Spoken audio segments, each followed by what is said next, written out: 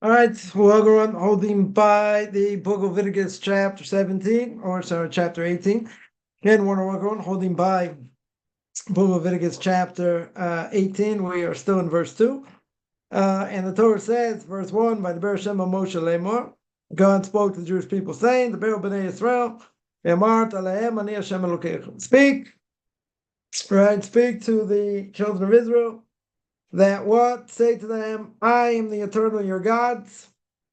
And in verse 3, which we're not going to get there, but what does he say? It says, after the deeds of the land of Egypt, where you lived, you shall not go after, or after the deeds of the land of Canaan. Right? Where I'm going to bring you. So here, Rashi says, as we said before, that I am the one who spoke on Mount Sinai. You accepted my kingship. Right? And it was known to God that in the days of Ezra, they were going to rebel against restrictive sexual relations, right? This whole chapter, that's what it's all about. It's about forbidden relationships, so to speak. So we're in the middle of the Or Chaim HaKadosh, and Or Chaim HaKadosh said before that where Bali Tshuva stands, a righteous person cannot stand, right? Bali Tshuva meaning someone who was a secular Jew, came back to Judaism, right? A secular Jew came back, became an Orthodox Jew, and where they are holding, where they stand, you cannot, a righteous person won't be able to stand, right? That we said, that we spoke out why that should be the case, because the reality is they don't have the same types of evil inclination, right? Someone who's righteous, I would say, is on a higher level, because obviously they don't have they don't have issues that returnees to Judaism have, or Bali Tshuva, but reality is they are holding in a higher place. The reason is because they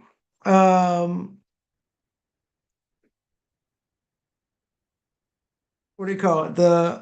A righteous person, who stays that way, who works on themselves day in and day out, year after year, right? So for them, it's harder. Why? Because you always have to have the fire lit. You always have to be, working hard your whole life. Here, if someone comes back to Judaism, it's a different issue, right? They have different things, they have to work on. That's why we said that Yitzhak gets his prayer answered, because he was the son of someone who was righteous, whereas Rivka was not, right? Her father was evil, right? So to speak.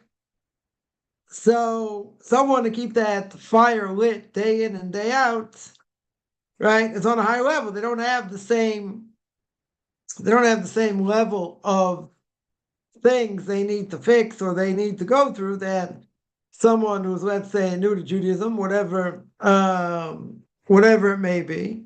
So therefore, they have to keep the fire lit all the time. Keeping the fire lit all the time is harder, right? Seemingly, it's harder. Even if someone, let's say, comes to Judaism, they've been learning for a number of years. Also, you can tell me, people get burnt out as well. They don't feel they're gaining. They don't feel they're growing. They feel they're slipping. Whatever you can say, same thing, right? Why don't we say the same thing? Could say the same thing. It's not, okay, it's similar in some ways, right? But I wouldn't say, the trials are exactly the same. But at the same time, a person cannot do things by rote, right? That is something you want to fight against like the plague, because if you're doing things like, by rote, you are an automatic pilot. What happens? You can make all these blessings, you can keep Shabbos, you can do all kinds of things, but you're just doing it by rote. You're doing it because that's what I did before. It's what I did yesterday. It's what I did the day before. It's what I will continue to do. You're not living necessarily inspired. You're doing what you have to do, right? You're doing it at a minimal level, or maybe even at a higher level. Doesn't matter. But the point is that you're not living inspired, right? You're just going through the motions. That is akin to spiritual death, as we always say. Someone who says, I'm happy being mediocre. Okay, right? Being happy being mediocre is not going to get you a job. Right? It's not going to get you other things. Right? You have to be growing. Either you're growing and you're continually growing, trying to go in the right direction, or not, or you're going down. Either going up and down. Nothing in between. So here, the Or Chaim HaKadosh continues, and he says, now we're going to get to what I really want to speak about, right? And he says that what did God do? God, with his infinite wisdom, commanded this, made this command, right? Gave us this command, right? What was the command? The Ber B'nai Yisrael, ve'amarta aleim, that you should speak to the Jewish people and say to them, Ani Hashem Elokeichem. I am the Lord your God. Very good. So he said, what's it talking about? It's talking about forbidden relationships. Good. Says Or Chaim HaKadosh over here. He says, what does it correspond to? Corresponds 100% to evil inclination. Right? That is what it corresponds to. Corresponds to the evil inclination. And the question would be, says Or Chaim HaKadosh here, how is it possible for a person, according to nature, to have, to have power over his desires, right? In other words, person can be placed in the hands of their evil inclination, and the obvious question is, how do I have power over it? In other words, what's the evil inclination going to do? Says Or Chaim HaKadosh, the evil inclination is going to have power over you. Desire will have power over you. And what will desire do? What will it cause? It will cause you to do things under onus. Kind of like you're out of control. Right? You're not in control. So there's an obvious question here. If we're that out of control, and this is something that's beyond our control, let's say better. It's beyond our control. Yeah, if it's beyond our control, what am I worried about? What I'm worried about is, why in the world is a person going to get punished? Why would there be punishment? In other words, a person, we say, the Gemara says, onus Rahman Patre, right? A person under onus, something that's beyond your control, that's what onus is. If it's beyond your control, what happens? You're exempt. It's not something you could have done, right? You're trapped. Essentially, you're trapped. Your evil inclination overcomes you. It's not your fault. But what's he going to say over here? What's the obvious thing here? right? He's telling you this is a command against your evil inclination. Now, the Gemara says God created evil inclination, and he created the antidote. What's the antidote? Torah. Very good. Torah is the antidote. But the Gemara also says, if you don't have God help you, then what happens? What happens? God, if he doesn't help you, you succumb to evil inclination. In other words, there's no way out. Seemingly, there's no way out. Now, it's very depressing, right, if you think about it. Because you could tell me, well, we have the antidote. Right? What's the antidote? The antidote is Torah. Very good. If the antidote is Torah, that means I have a way out. That means I can't say, well, it was under onus, not my fault. Person gets upstairs after 120 years. Person will say, after they die, what do you want from me? You gave me an evil inclination.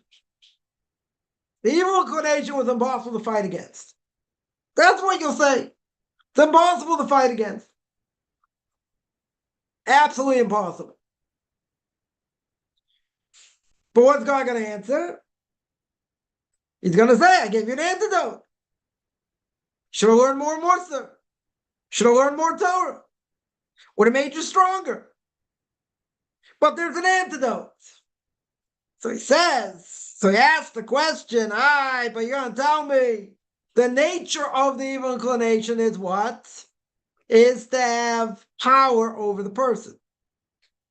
And it's as if to say it's like you're under onus. It's going to have that much power, and it's beyond your control. Very good. It's beyond your control. So if it's beyond your control, I'm innocent. So what if I gave into it? I should be innocent. So he says, this thing itself comes from the understanding that God obligates a person to guard himself against everything. Also kind of depressing. God put in the world that you have the ability to fight against anything.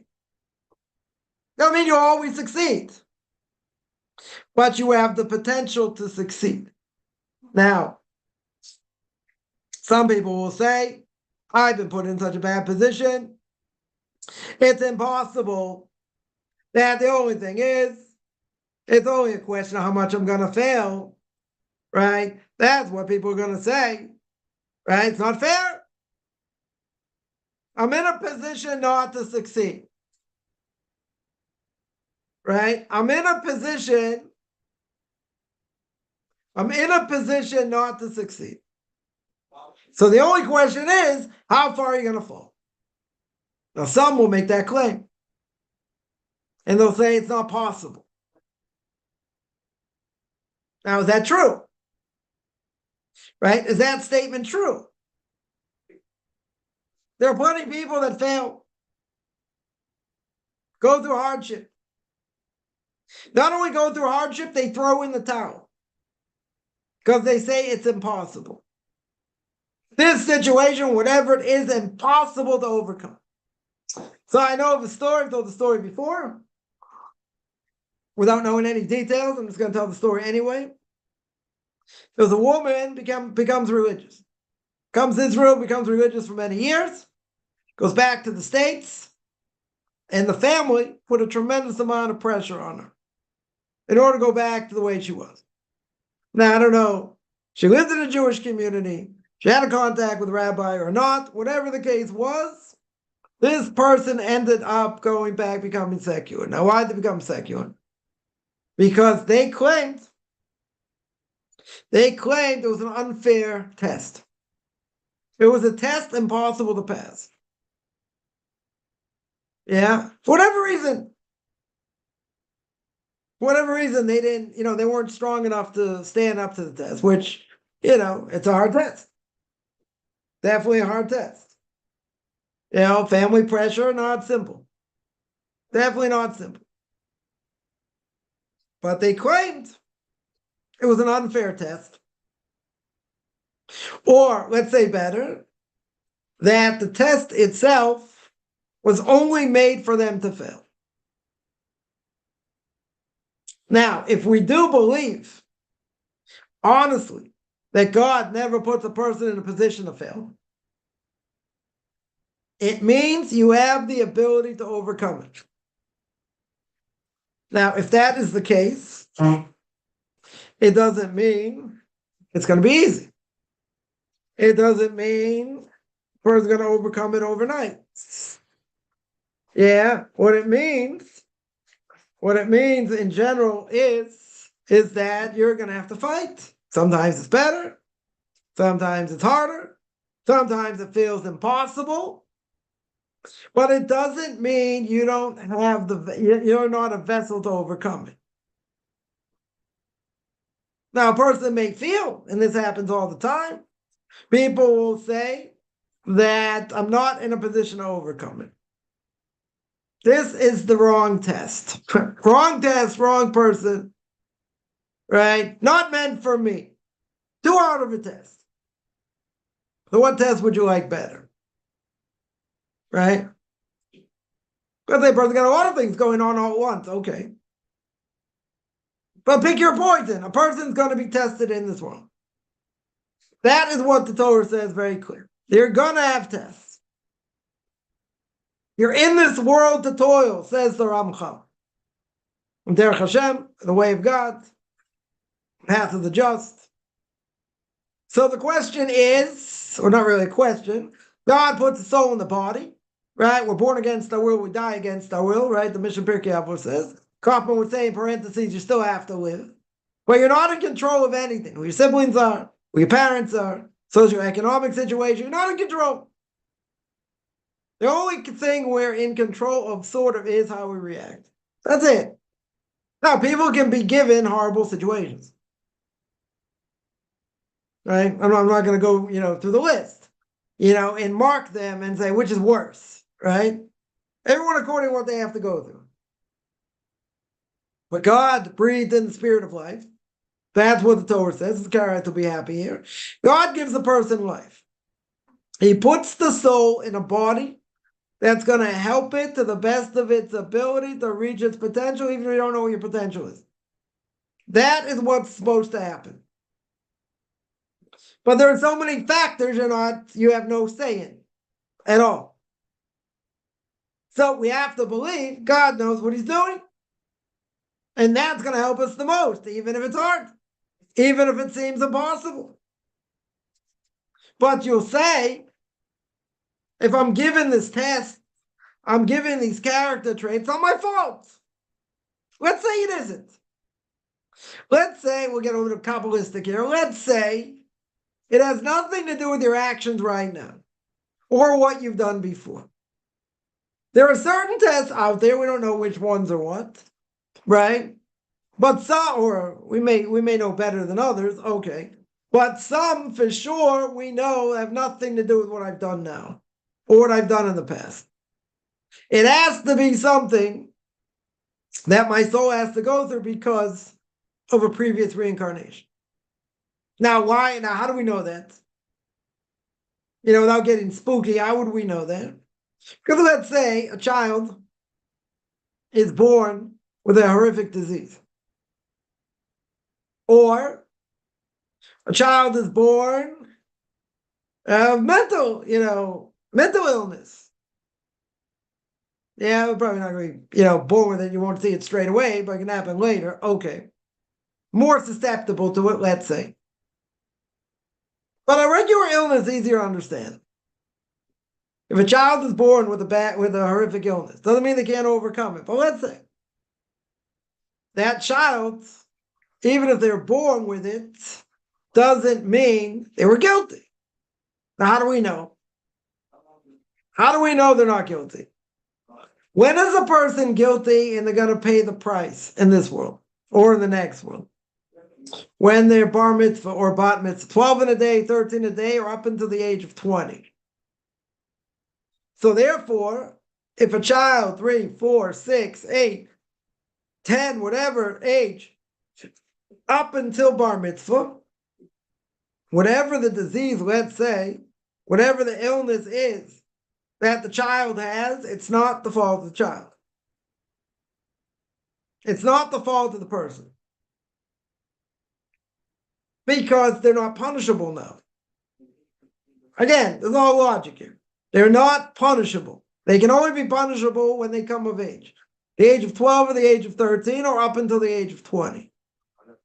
That's when they're going to be punishable. More than that, they're not punishable here. So there's no guilt over here. So why did it happen?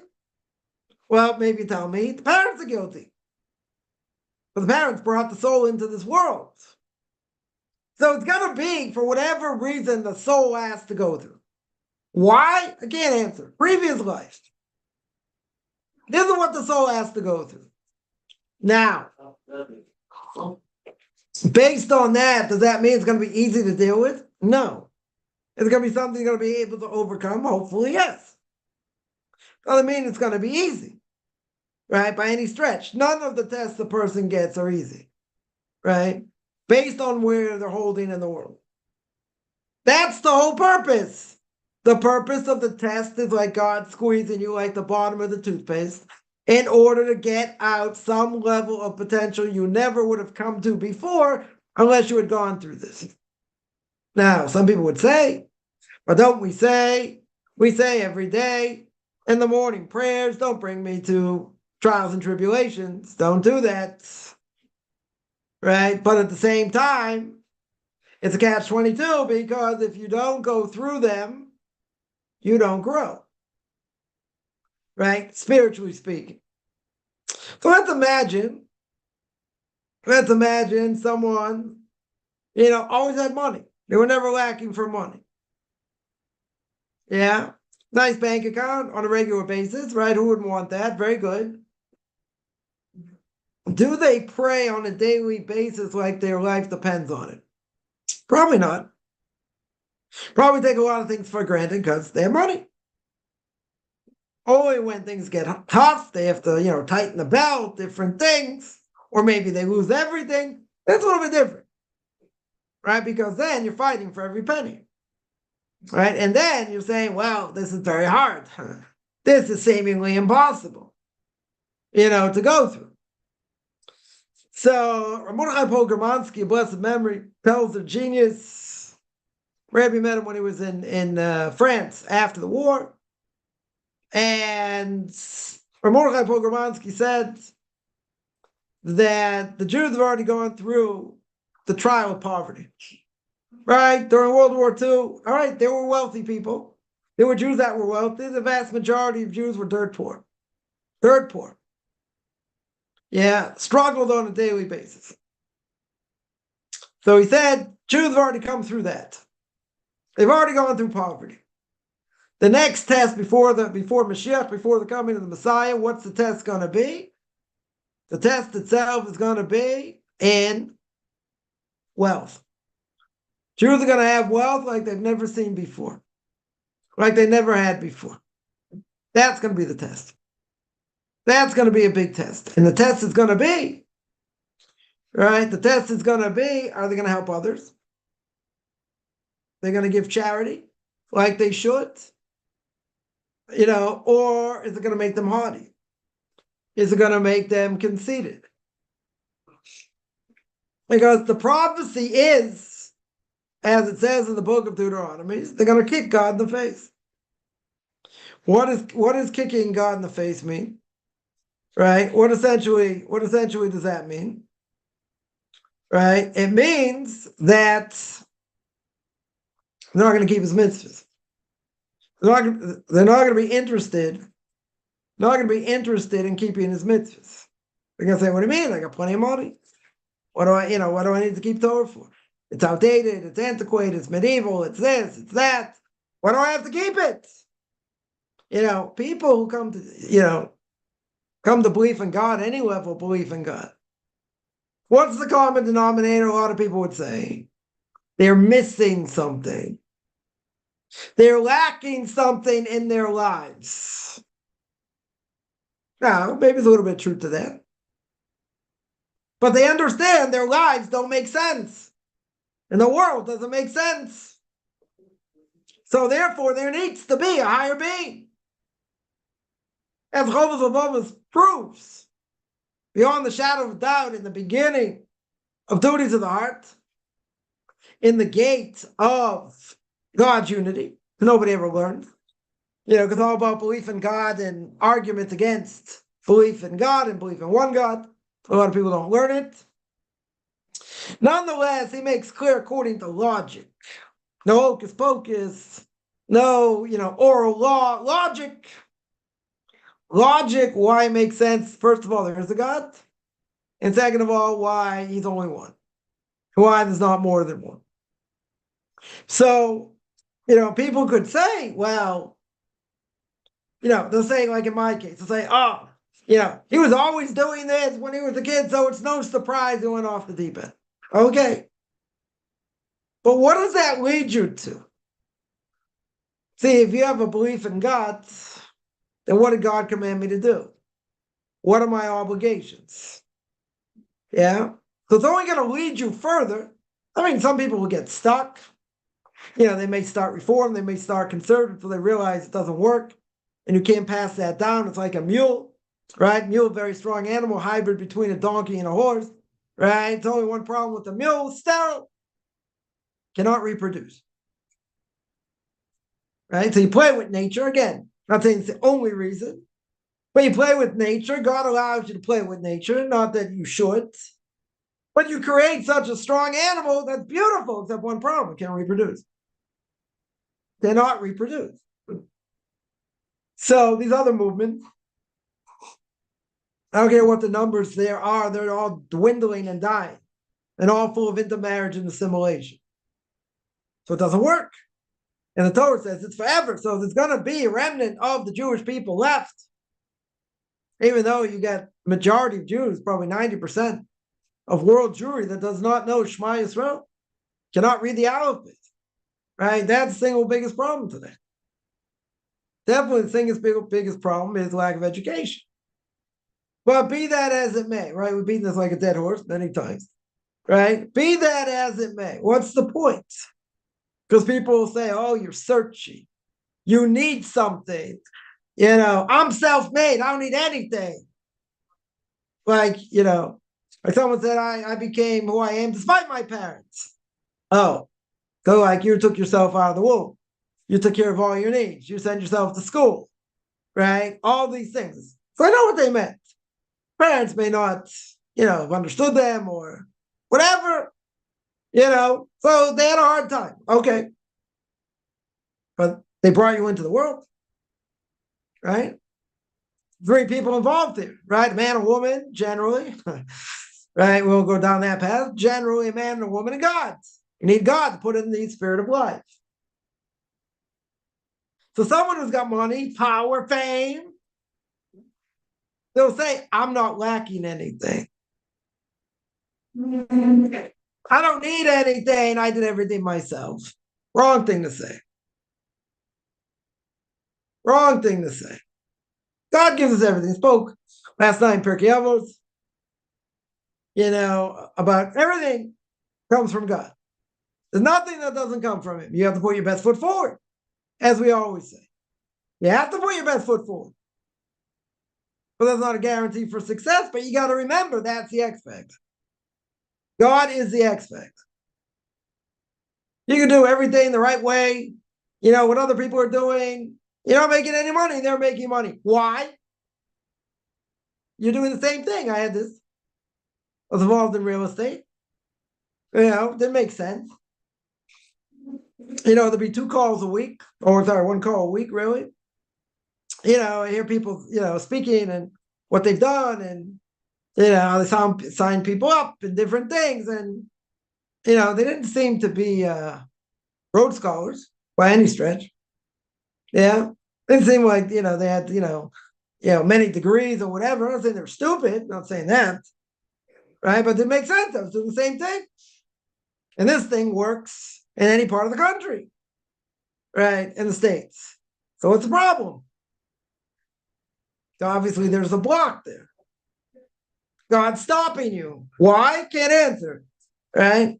So, I did something Rabbi told me to do, and that cleared up, the problem. Didn't make me money straight away, but things started to move. So I asked him, how'd you know? So he said, very simple. He said, if you're doing what everyone else is doing, and they are successful and you're not, there's only a couple of possibilities. Either you're not really doing what they're doing, you're not following it to the letter that you should, you're missing something, that's a possibility. But if that's not a possibility, doing the exact same thing, literally the exact same thing, then there has to be a block in heaven why it doesn't work, or why it's not working. There has to be a block somewhere. So, someone's got a whole bunch of bills to pay, no money in the kitty or very little. What's the first thing a person can do? Panic. But if a person has proper emunah bitachon, proper faith and belief in God, you say 100 times a day, 1,000 times a day, I'm doing the best I can, you're the one in charge. That is the magic formula. You are the one in charge. There's nothing I can do outside of you. Right? You're either going to make it or break it. That's it. Nothing in between. So someone who's got it easier, let's say in this way, let's say livelihood-wise, make it easy. They have it relatively easy. Things are going very well. Even if they would pray, they're probably not praying so strong because everything's good. Everything's good. Until a person gets a blood test back, let's say, doctor's office calls and says he's going to come in straight away. Now, what's the person thinking? Cancer, worst type of cancer, got 2 weeks to live, a month to live. They're looking at life very different now because something came out and then, in a serious way, if that's the case. So I guarantee when a person goes to that meeting, before they've gone there, if they have time, they are praying. They are saying as many Tehillim as they can. Because they know usually you get a call from the doctor's office, something like that, it's something serious. Usually it's something serious. It could be, there are cases where said you got to come in right away, we got to do all these tests and whatever. They come in, they start getting prepared. They tell them, what they're up against. And then down the line, they say, oh, we made a mistake. It happens. I'm not going to say what the odds are, but it happens. Or they see something, they analyze it, oh, it's this, that, and the other thing. And then, they want to do all this treatment. And then it disappeared. Or got very little, or, this is not the same person. It's happened, miraculous. Doctor's not infallible. That's not the point. When a person hears that, puts the fear of God in them. Puts fear in them in general. Why? What's the fear? They're going to die. That's the fear. You get older, you got to take over the age of 50, right? You got to take a stool test once a year. You got to take do a colonoscopy once every 10 years. And if God forbid they find something, hopefully they find it at the beginning. Yeah, but you don't want them to find anything. That's the whole point. You don't want them to find anything, right? So, I just took a stool test, so whatever, late last week. Just got the results. Thank God it's negative. Very good. Yeah, but if it's positive, God forbid, or they find something, you're in a different state. You're thinking in a different way. Now, it should never come to that. Why should it never come to that? Because you don't know one day to the next what's going to be. You don't know. You walk out that door, you don't know you're coming back. You can think you're coming back. You have no idea. Or if it goes on the car, goes on a bus, who knows? Yeah, who knows what can happen, especially here in Israel. Drivers are the worst. Yeah, anything can happen. Just heard what happened in New York last week on Shabbos, a week ago. Yeah. A woman, two of her kids were killed crossing the streets on Shabbos. Terrific. You think when they left the house, they went for a walk, they thought they weren't coming back? They're coming back in body bags? I don't think so. Not a person's worst nightmare, they're not thinking that. God runs the world. We don't understand these things. God runs the world. But if you know your life's dependent on it, and you don't know what's going to be, and you have nowhere to test, you have nowhere to go. So what are you invoking? You're invoking God's mercy. And you can say, listen, I know I've done this. I know I've done that. Like King David say, but you're still going to help me. Because you're the only one out there. You're the only one who can pull strings.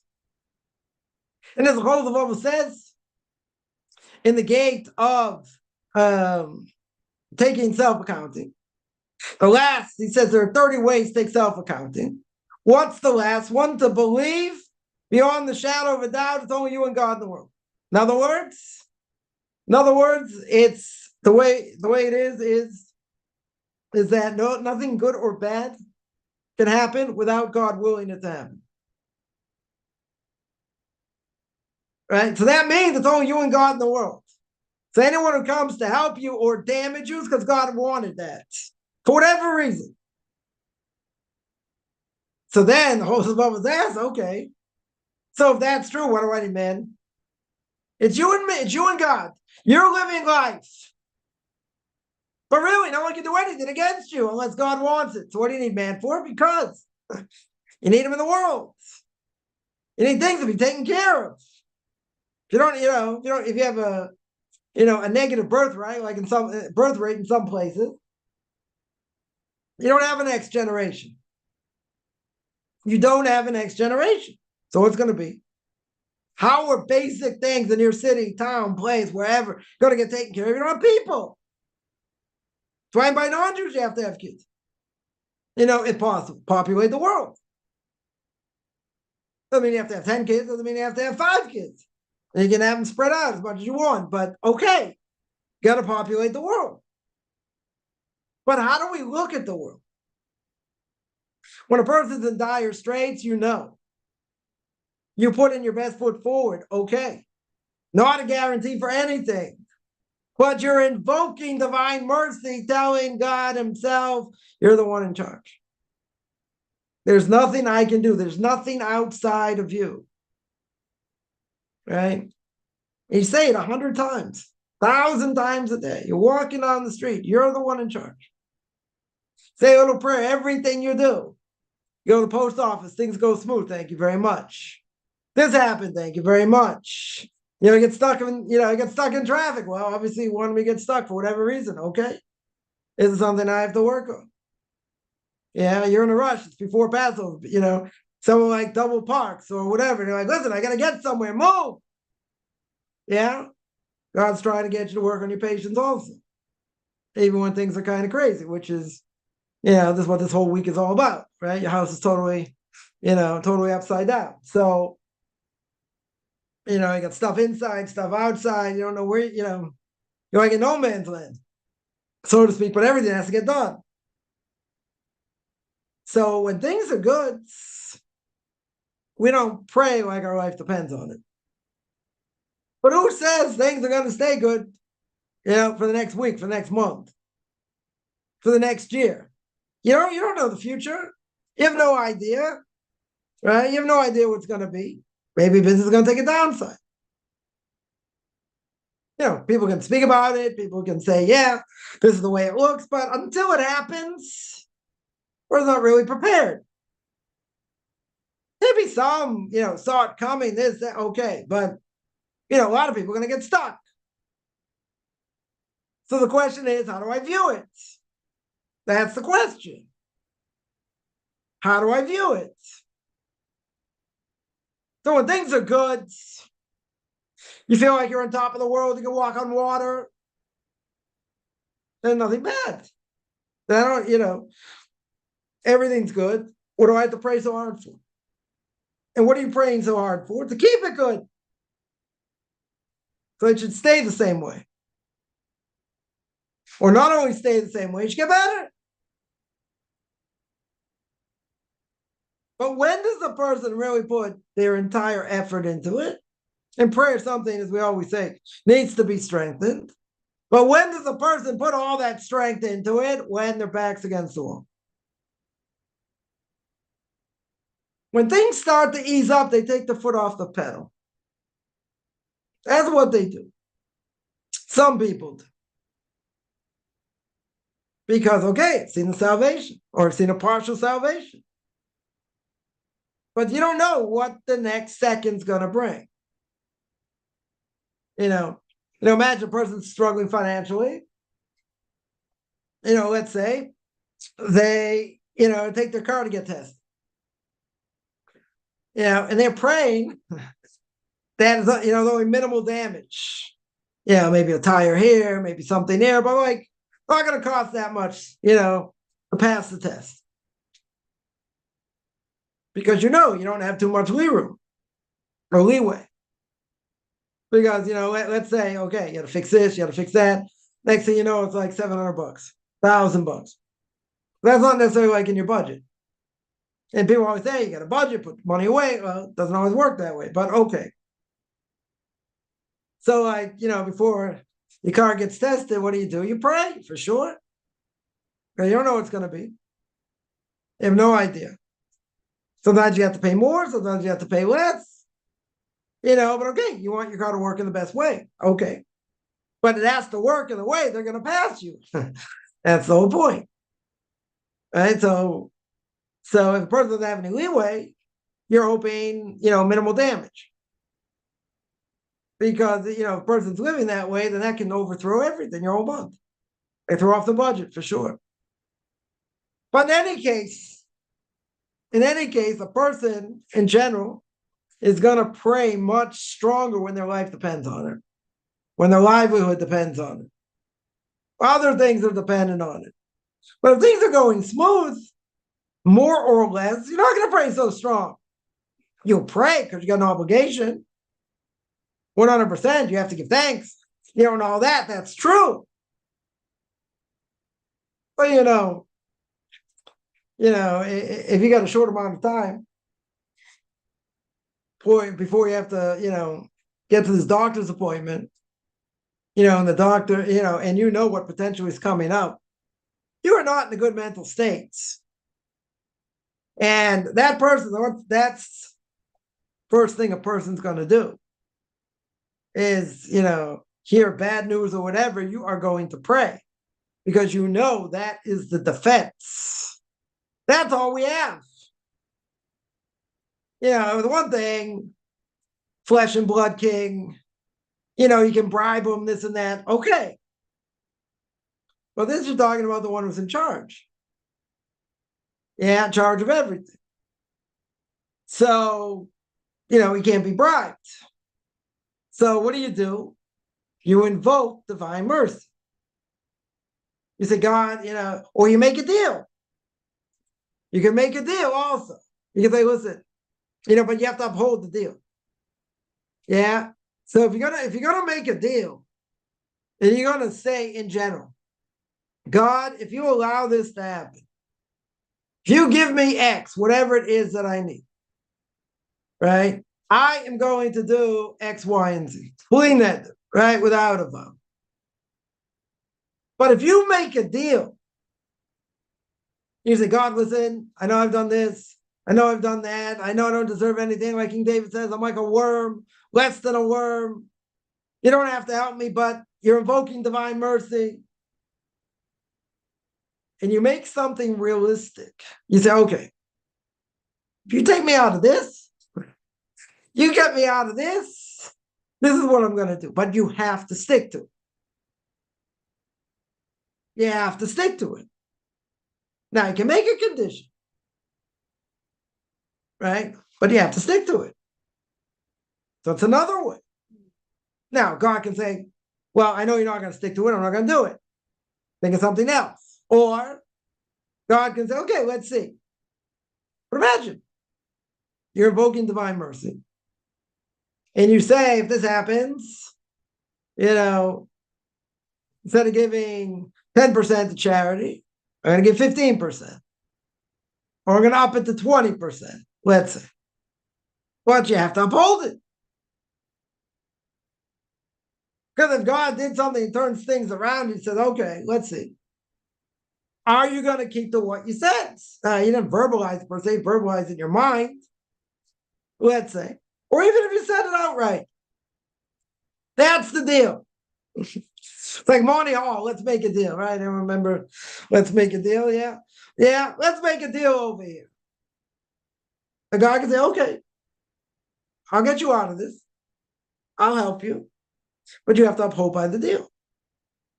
You have to do what I said. You have to do what you said. You have to keep your word. You have to keep your end of the bargain. Now, what if it's something very hard to do? What if it's something very hard to do? It doesn't matter. You have to do it. You have to keep it. So it's a lot easier, as we always say, it's a lot easier to pray, to be inspired when things don't necessarily go our way. Now, people say it's harder because you're getting beaten down in life. Okay. Right? It's also true. But if you see sometimes the light at the end of the tunnel or potential light at the end of the tunnel, what does that show? Even if it doesn't happen, even if it doesn't manifest the way you think. Now, this happened a lot of times. It certainly happened in my life a lot of times. There have been a lot of things over the years. They look like unbelievable potential. Unbelievable potential. Now, some of them, looking back were, a little bit far-fetched. Okay. But some of them could have been actual real things. And what happened? Didn't manifest. Didn't come to fruition. Now, could it have? Could have. So you're going to say, why does God do that? Why would God do that? It's like here, he's dangling the carrot. It's like, dee, dee, dee. Then he goes, nope, psych. I'm going to take it away. Right? So why would he do that? Just to, make someone feel bad? Build up their hopes and, make them come crashing down? So the simple answer would be, one potential answer is that why would God do it? He would do it to show that A, he's still there, and B, Yeshua's Hashem Karafayim. The salvation of God could come in the blink of an eyelash. I've seen it many times, but you don't know where it's going to go, right? You have no idea where it's going to go. Yeah? No idea. So, all of a sudden it could be elation, all of a sudden it could be deflation. It could go both ways. Right? It could go both ways. Well, what's God showing you, though? He's showing that there's potential. He's showing that you don't give up, that you still have to fight. Right? So again, the problem is, somebody points out, the problem is the person feels worse. They get beaten down in life. Life seems unbearable. And it makes them not want to pray, not want to do things because they feel they're just getting beaten down. So I'll tell you like this, God, why is that love? Why is God enveloping a person in that type of love? See, if God hated a person, what would he do? He'd give you $1 million, $10 million, and tell you to go scram. I don't need you. I don't want you to pray, nothing. What did he do to the snake? Cut off its legs, and he said, you're going to have food the rest of your life. Meaning sand, dirt, whatever, but you have food the rest of your life. Very good. Right? So where's the curse? Because the curse is snake never needs God. The UJA, the UJC, the United Jewish Appeal, United Jewish Congress raised probably $1 billion a year. Right? Back in the day, it was like half a billion dollars. Probably more than that today. Probably a lot more than that today. So God allows them to raise all this money to give it to garbage. Garbage. Yeshivas, girls' schools are always in the reds. It's like putting pennies together, trying to get people to support it, this and that. And you got these schnooks that, what are they doing? They're raising tens of millions of dollars for what? Plant trees? So the Arabs can burn them down? To give, $200,000 to, a gay group? For what? Wasted money. Money just going to burn up for nothing. Because what's God saying? These people have so much money, they can spend it on this or spend it on that or whatever they want, right? God says, I don't want your prayers. I don't give a rat's tail for your prayers. Yeah, I'm going to give you all this. You have your olam haba in this world. You get your portion in this world. You're not going to have anything later. That's it. You have nothing to do with it. They won't have anything to do with it. They don't want to pray. They don't want to do these other things. They want to give what their heart tells them to give to. Okay. So that means God hates them because he's making it easy. Right? He's making it easy. He's giving them everything. Right? He's giving them everything. Well, what's the ultimate purpose here? The ultimate purpose is usually Torah and money don't mix. Usually. You don't find great rabbinic scholars that have tons of money. It doesn't usually go that way. Right? It's kind of like water and oil. They don't mix. So the Gemara says not everyone inherits both worlds. Meaning, a person be a big rabbinic scholar with money. Right? One thing the Rabbi said to me, comforted me when I lost my money. He says, so listen, you don't inherit both worlds. Not everyone inherits both worlds. So I said, tongue in cheek, I said, you making fun of me? I said, oh, you're trying to give me peace. You're trying to give me strength over here. Yeah, it's not an easy thing. But you don't get both. You don't get both. Usually. So you got to realize, what am I living for? What is the purpose? You want to say, I want to make ends meet. I want to come on to others for help and all that. Very good. That puts a person in a certain type of frame of mind. Which means that you can't take anything for granted. And you got to fight for every last thing. Right? Yeah, that's the bottom line. Right? In other words, how am I looking at it? Right? And the idea is, someone points out, very true, that you got to do what you need to do. You need to go in your path. And you got to let God do what he needs to do.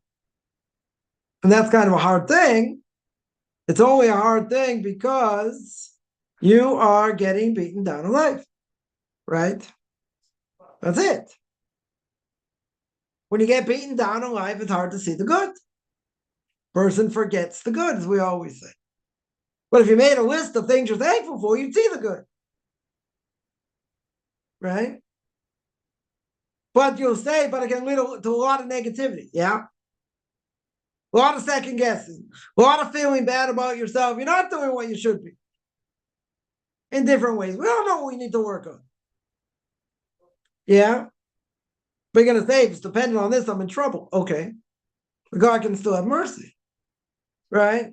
So, everything thrown at us, again, as somebody points out, is a lesson, right? 100%, it's a lesson. But the question is, are we getting the message, or we keep doing the same thing again? Because our evil inclination overcomes us. And it's much more comfortable to be doing this, that, and the other thing, because it's fun, because it's enjoyable. They don't see the real effect it has. Or maybe they do. But even if they do, it's still hard. Don't tell someone who smokes to quit on the spot. It won't. Now, it's very hard to. Why? Well, it makes it harder when there's nicotine there. Makes it, addictive. Well, the, tobacco companies got sued up to gazoo years ago. 100%. But some people say, I can stop whenever I want. No, you can't. That's just not true.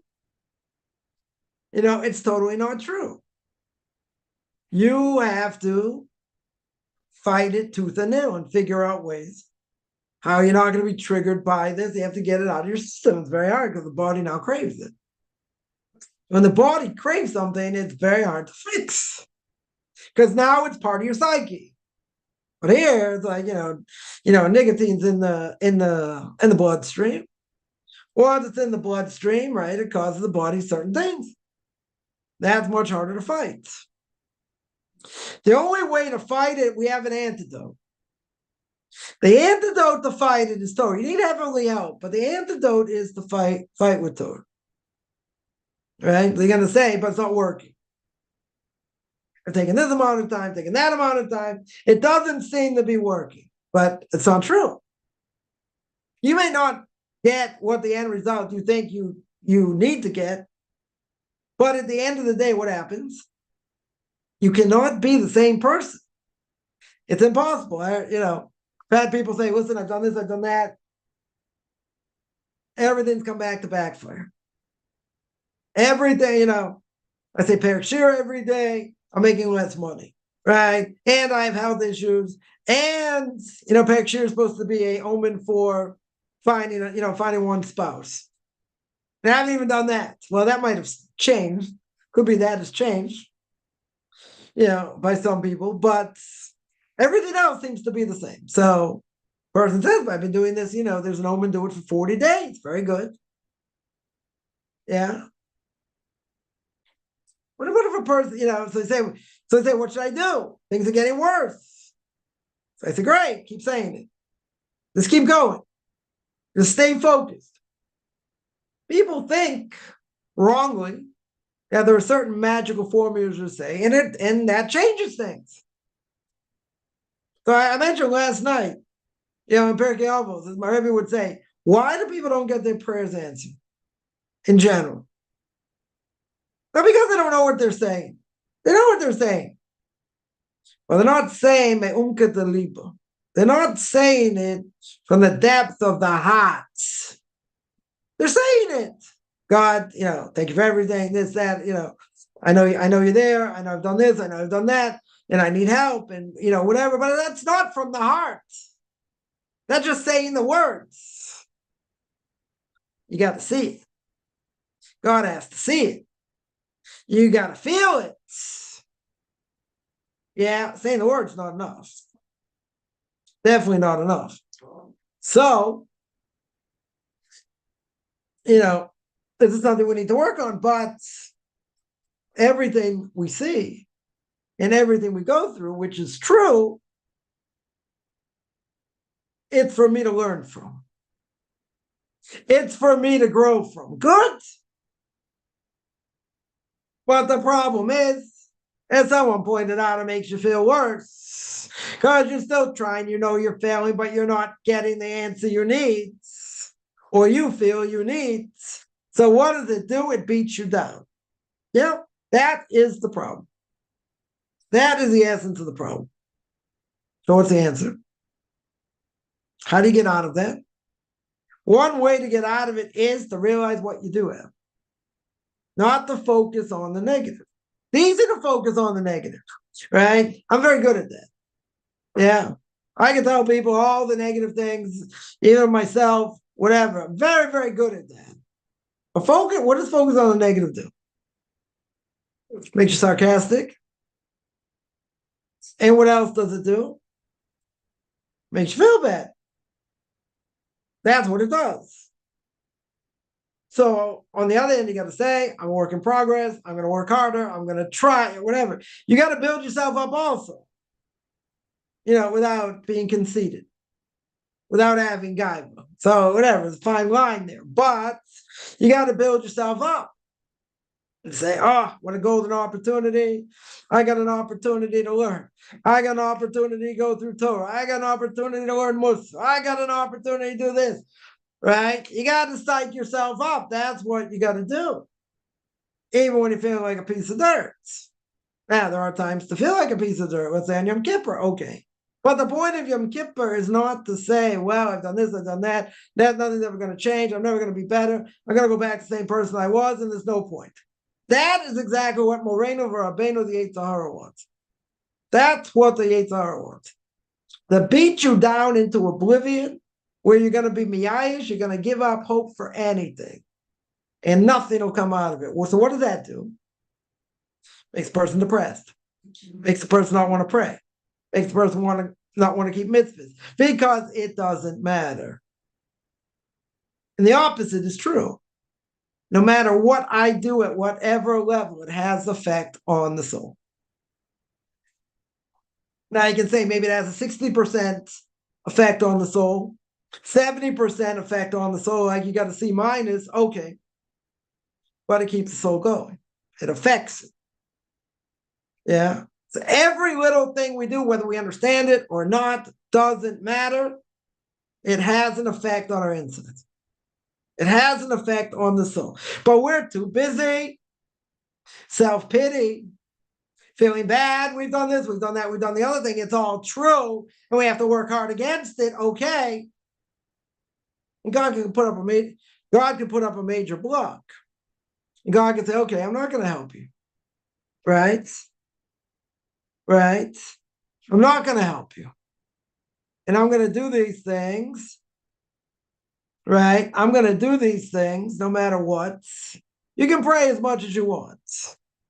Right? You can pray. Right? You can pray as much as you want. So what is that? What is that? It's a test. Right? It's a huge test. Right? It's an unbelievable, it's an unbelievable test. So you're going to say, life's not fair. Other people seem to have it easy. Other things, okay. That means when you're feeling bad, you're feeling like a piece of dirt, right?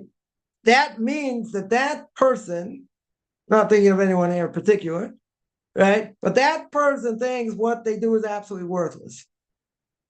And that everything they do, nothing matters. In other words, nothing is ever good. Now, if you strive for perfection,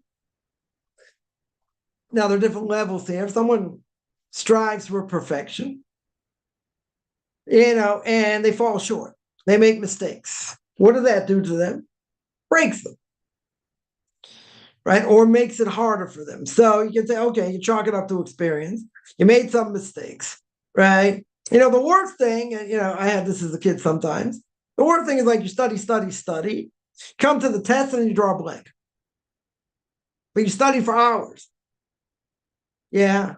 And then, you got yourself all psyched up. You thought you knew the material, this and that, and you don't get as high a grade as you want. That's depressing. Put in all this effort, what happened? Yeah, that literally can be depressing. Or you can say, okay,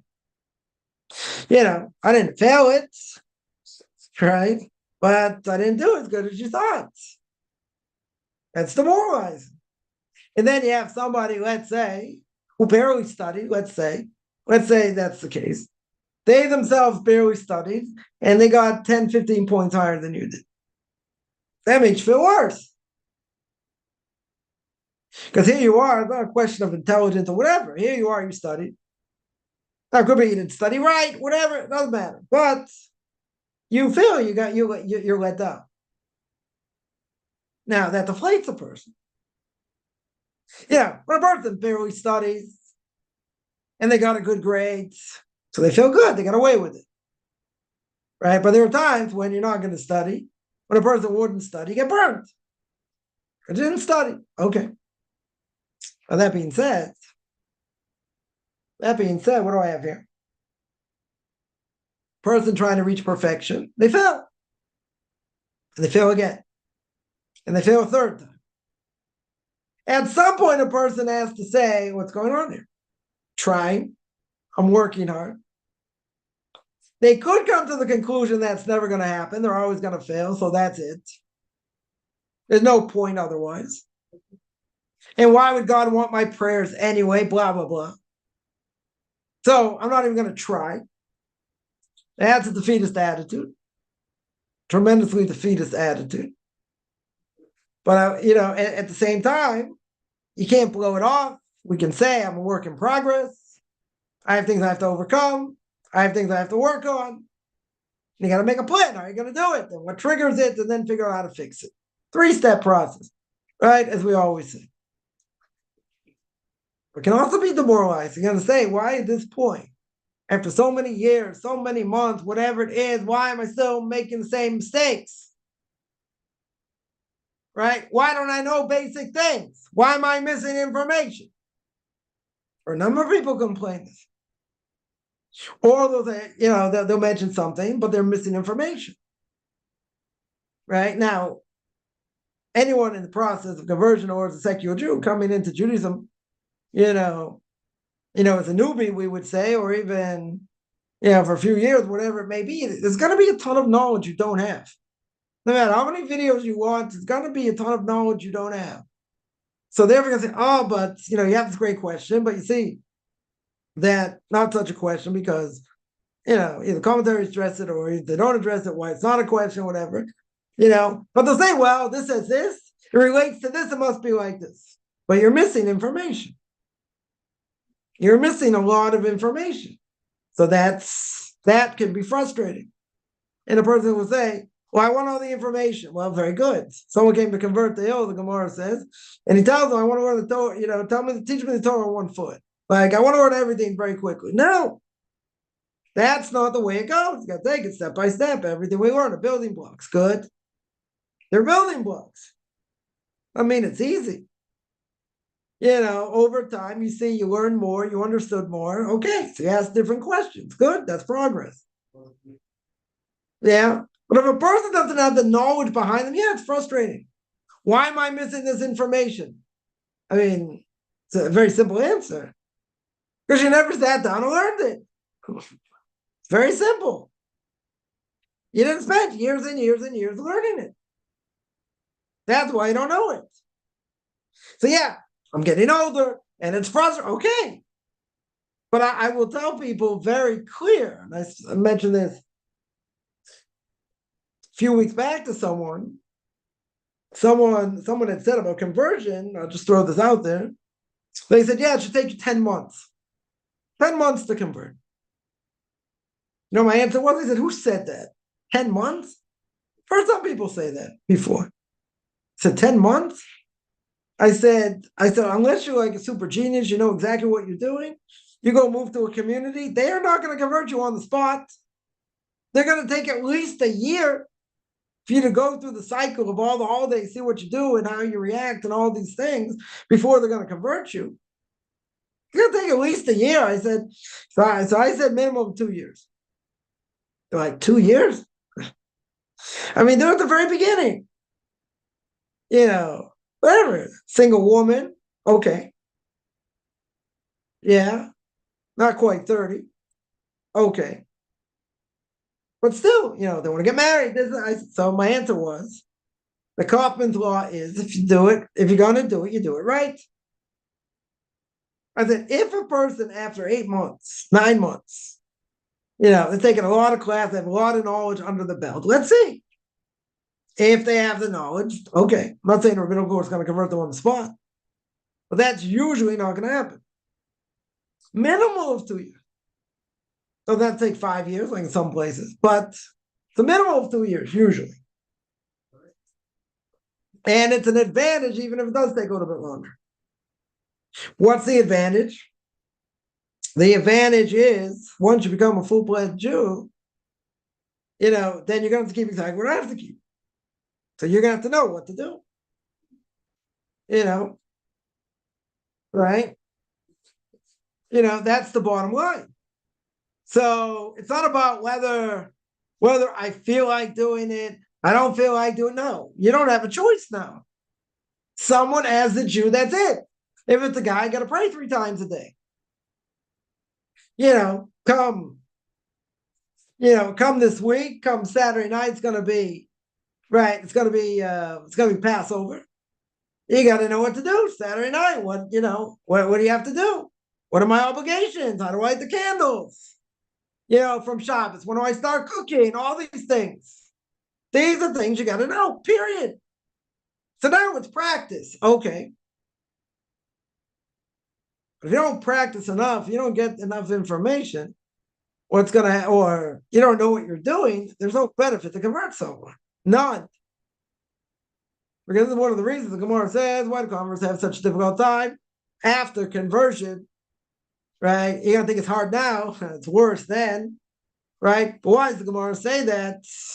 The Gemara says it because you didn't learn what you're supposed to learn properly. Again, you're gonna make mistakes. Better make all the mistakes now, right? Right? At the end of the day, that's it. You have to know what to do, when to do it, how to do it, right? Now it's all practice. The evil inclination is much weaker in that sense. It's much, much weaker. Why do I say it's much weaker? It's much weaker because everything right now is non-obligatory. Non-obligatory means I don't have to do it.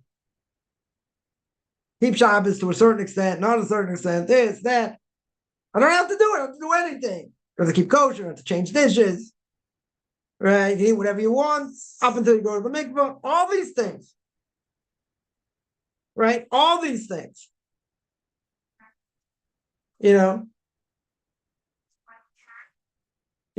the bottom line. But you have to know what to do. 100% you have to know what to do. Now, at that point, what can happen?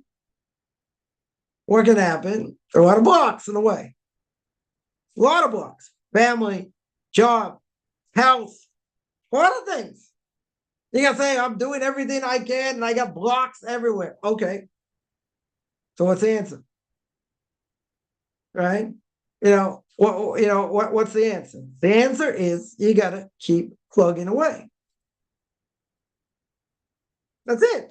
It's pretty simple, but it's a lot more complicated because essentially what happens, you hit enough blocks, you hit enough difficulty, even if you did some of it to yourself, it doesn't really matter, but you hit enough difficulty, you say, what's going on here? Why should I be paying such a price? Why is he making it so hard? So think of it like this. Person goes to medical school. What happens in medical school? Medical school, 30% get wiped out straight away. First year, 30% knocked off.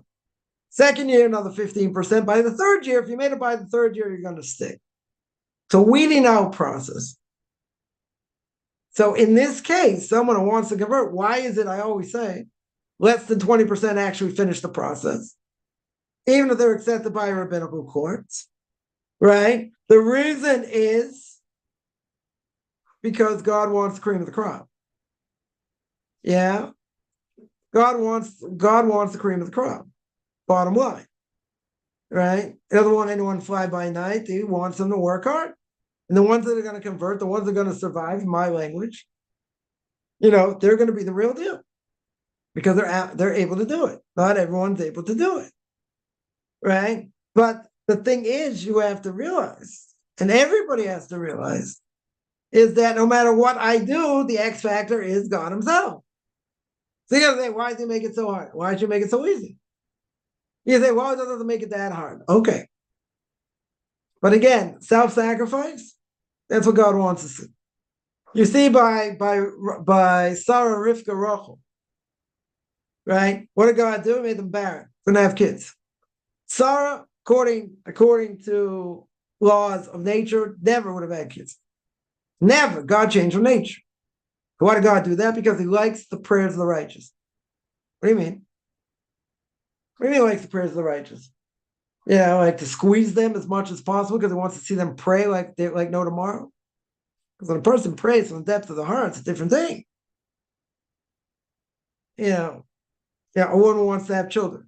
Someone needs livelihood. Someone needs, help. When your life depends on it, you're not the same person. You can't be the same person because you're in pain. You're in serious pain. But what happens when you're in serious pain? You realize I can hang my hat and say, I'm trying to do everything, to the best of my ability. I'm not getting the right results. I got to try harder, but I have to understand there's a God who's in charge. That I have to understand, right? At the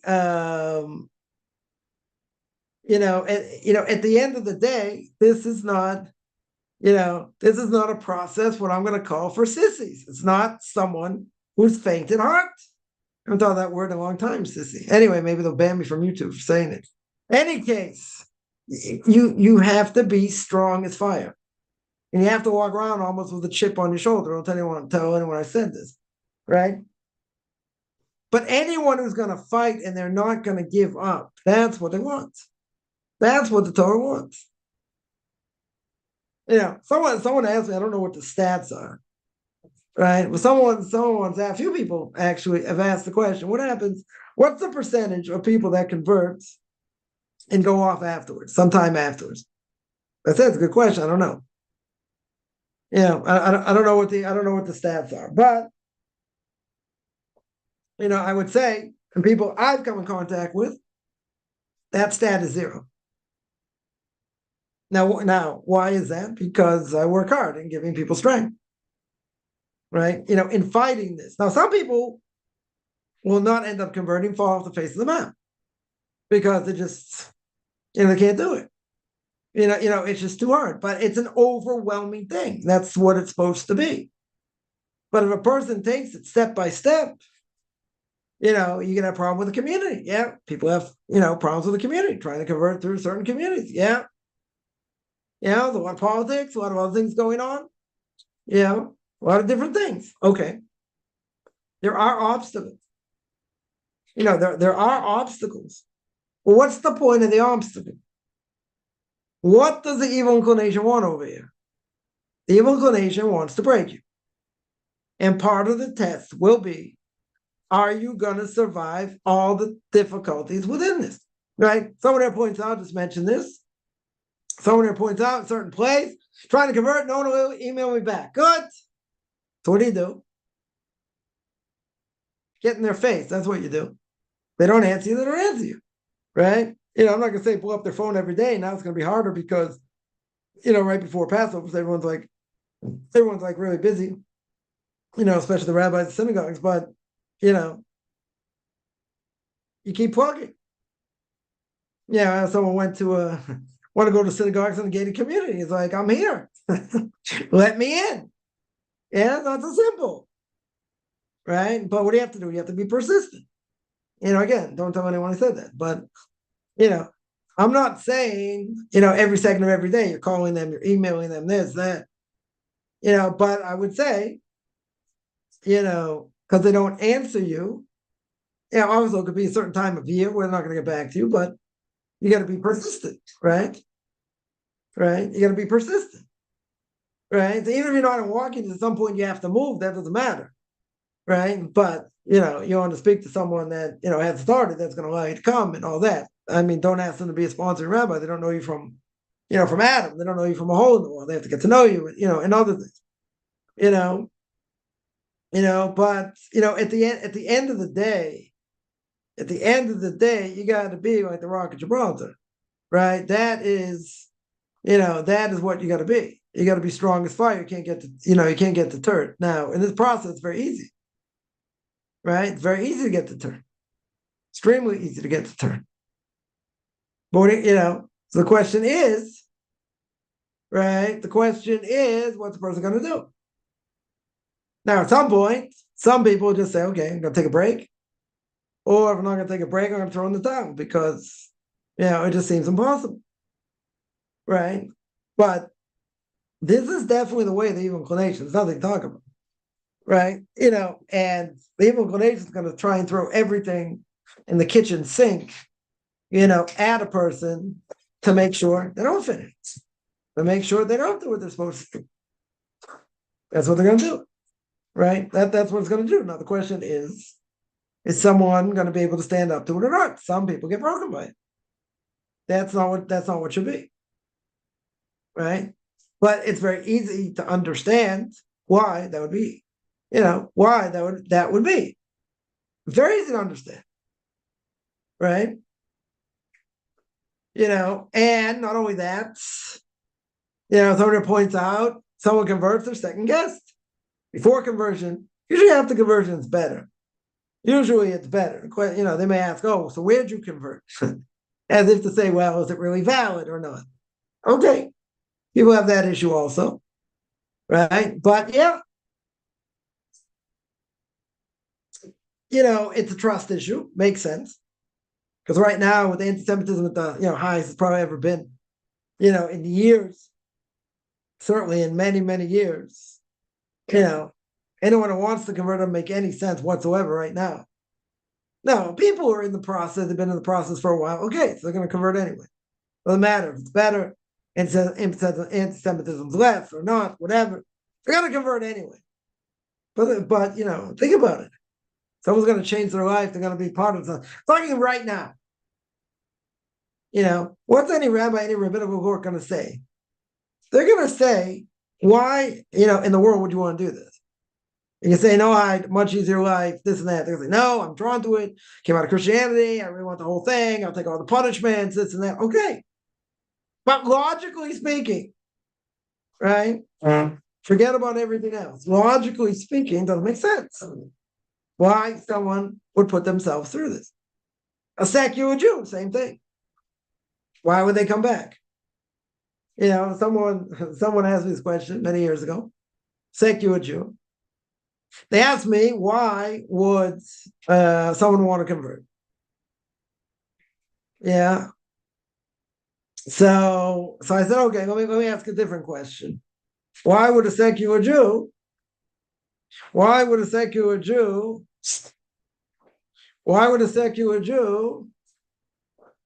to become an Orthodox Jew? I said, okay, good question. Valid question. So what was the answer? So the answer I said is that there are people searching for truth. Why not Jews come out of Christianity, wherever they come from?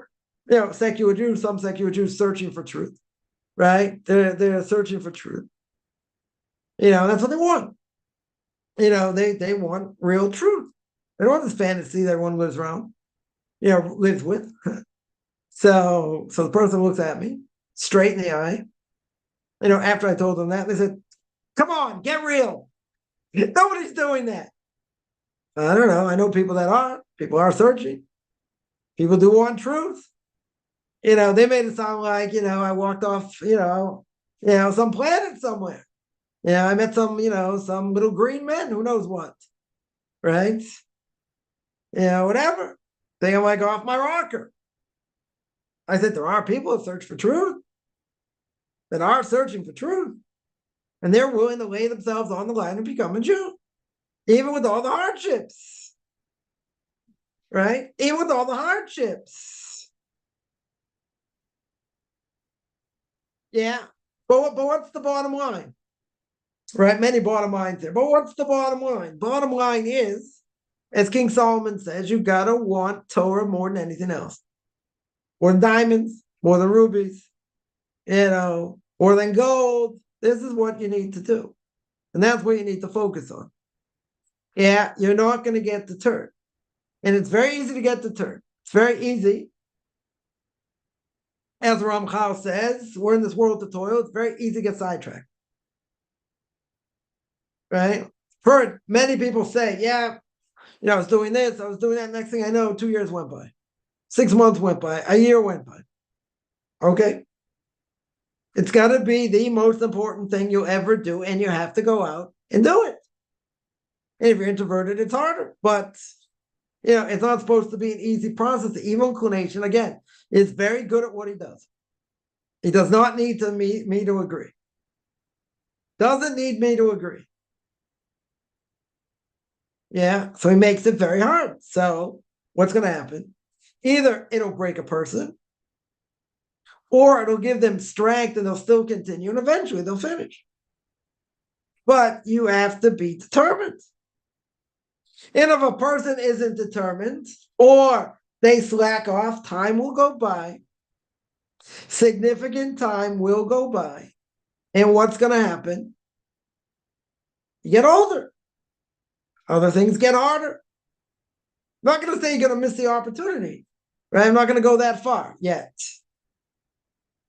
But if a person's not aware and you don't make a calculation, how you're going to do things, how this, how that, and you don't do it, it's never going to happen. It's never going to, I don't want to curse anyone. It's never going to happen. Because it has to be the most important thing you're ever going to do. Yeah, I had a student came to Israel and whatever, they got divorced, whatever. They were coming to Israel. They told me for 3 years. For 3 years, all they thought about day and night was getting to Israel. It's a tiny country in Africa, right? Very small, Jewish population like 100. Like very, very small Jewish population. And they know they had to get out. But the only way they made it out is because they made it a priority for 3 years. 3 years. Day in and day out, that's the only thing they focused on. And they got here. I don't think it was the greatest thing for them to come here, but okay, they got here. And had, other significant issues they had to deal with. Okay. That's the way they did it. That's the only way it can be done. Right? It has to be your main focus. Now, is it possible? Is it possible a person during that time can get sidetracked? Yes. 100%. 100% a person can get sidetracked. You don't want to do that. It happens. You just, things happen. Job, other things, whatever. Or let's say a person, a person has family, they can't leave. Get elderly parents, let's say, right? There are a number of cases like this. They can't do anything till, till after 120, till they have to take care of them. Okay. Can't leave them in the lurch. Okay. That could take time so people understand that. Well, I'm not even talking about a case like that. And people have to have a lot of patience, which a lot of people don't. A lot of people want things done yesterday. It doesn't work that way. A person has to be realistic as well. What you can do, what you can't do, and what's possible. And they have to see. Because the hardest thing we always say is to move. That's the hardest thing. And finding a community is not an easy thing. Right? In general. But then you have all kinds of other trials and tribulations. Forget about conversion. Conversion is just one of them. Whether it's family, whether it's livelihood, whether it's health, whether it's everything combined, it's it's overkill. Meaning it's just too much. The person will explode. Right? Person will totally explode. And so how do you stay in equilibrium? How do you hold your ground? With everything. How do you hold everything in one shot? Very hard. Very, very hard. It's hard, it's hard enough getting through life, in general without this. This just adds more to it. Probably a lot more aggravation. Yeah, a lot more aggravation. But in general, what happens? A person just feels overkill. It's too much. Some people, yeah. Some people say, yeah, I'll come back to it. Or, I'll take some time off. Or, whatever. Okay. Like, there are things that happen in life. I get it. But remember one thing. The one thing is that you never, the Mishnah Perek Yavos, I'll get there when I'm about 102, right, says that the only true free person is the one who learns Torah. And I spoke about this last week in my podcast. Like what's real freedom? Why Torah? Because if you're not learning Torah, the Rambam says in 13 Principles of Faith, the beginning, he says, either you're serving God or you're serving idolatry. Nothing in between. Absolutely nothing in between. So freedom means if I don't serve God and I'm not learning Torah, who am I serving? Myself. My desires. Now, you can be trying to do both. Not going to work so well. Be a contradiction in terms, but, if you're not serving God, you 100% are serving yourself and serving whatever desires, whatever your heart tells you to do. That's what you're serving. Now, what we're speaking about for all these weeks, we're still going to continue because there's a major, major topic here. Right? And that is, it makes it much harder.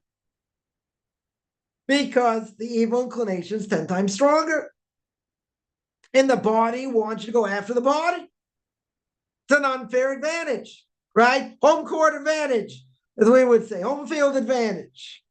Because the body comes from the dust of the four corners of the earth.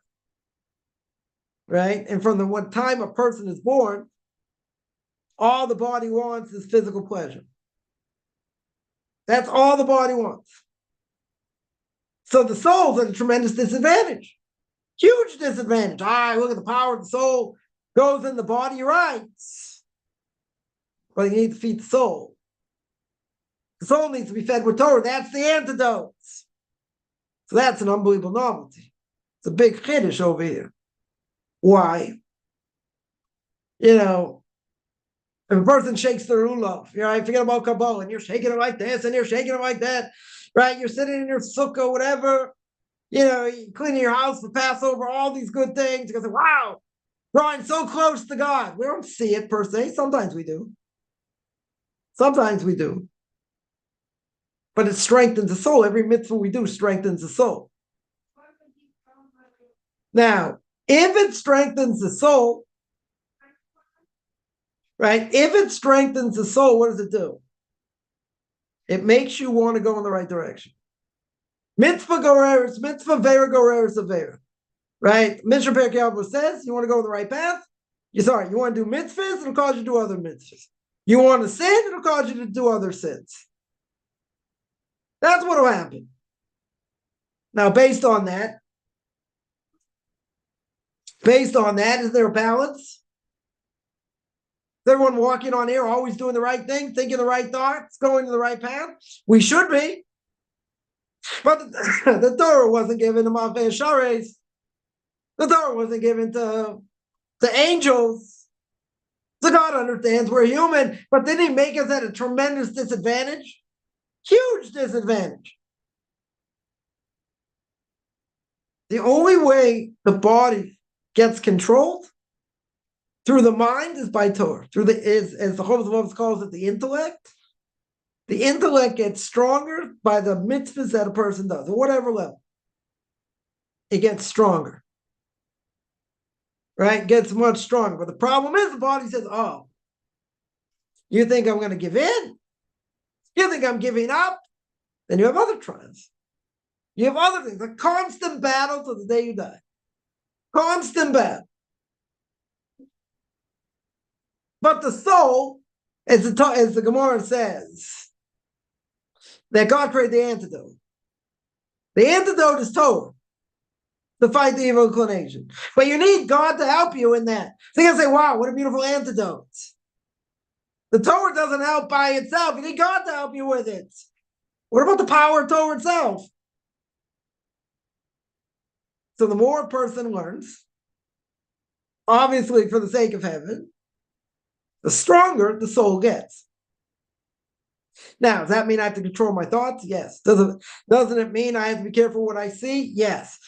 But doesn't it mean you could slip up here, slip up there, and, we're going to go working on something for a long time, and then they have to go back to zero? Yeah, could be. That's what the struggle is. Right? A great Rebbe once said, everyone thinks, you're on this high level, whatever, and there are times, you know what? You pray better. You pray stronger. Sometimes you don't feel anything. He didn't say, oh, you're a fruitcake. Oh, you're never going to gain. You're a heretic and this and that. No, that's being human. That's what a human being is. But you got to live inspired and you got to work hard, right? And you got to try and control things that are out of your control. That's exactly what he's saying. Desire can be out of control. There's a statement made that a person can walk, go to a store. Today, they see more immoral things than our grandparents saw in their lifetime. It's a different generation. You're going to say, well, if that's the case, we don't have a chance. The only chance we have is Torah itself. My Rebbe's Rebbe, or Moshe Schneider, would say, in blessed memory, would say, even if a student in yeshiva is not learning so well, but he's not causing damage to others, better to keep him in yeshiva than put him on the streets and put him into business or other. Sometimes business is also good, right? But you don't send someone out too early, because they got to be much stronger when they're dealing in that world, right? So he says, even if they're not learning as well or as strong, but at the same time they're not causing damage to others, okay. The power of the street is much worse. Much, much worse. It can have a much greater effect. Why does it have much greater effect? Very simple. Very simple, because what's the power of the street? The power of the street is all about this topic, desire. That is the power of the street. Billboards, signs, other things. I remember I was in South America, probably worse than the States.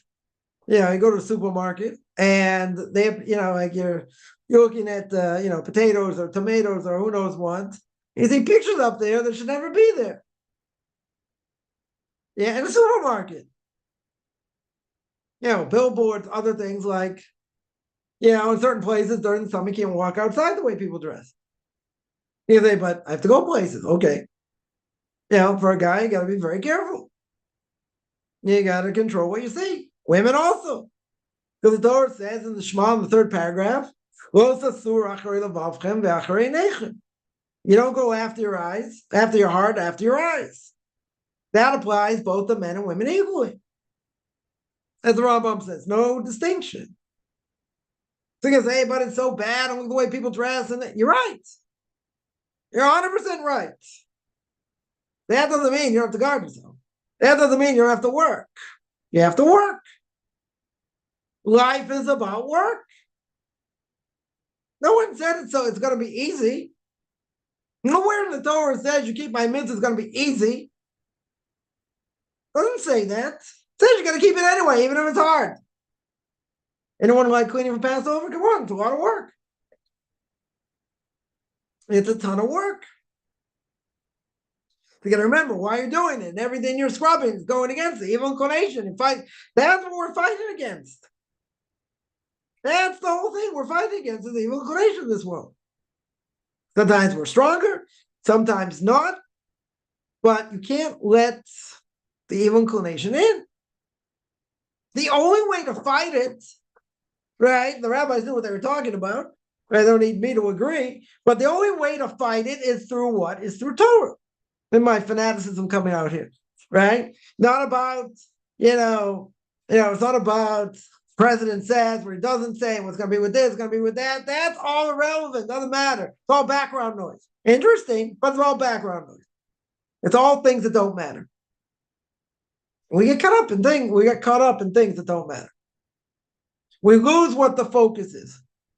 So at every second of every time, may not apply to women as much, right? When a person's not working, they have to be learning. Okay, you have to find time to take care of your family, your kids, whatever. Okay, right? But if you're not doing that, you're weakening the soul according to the body.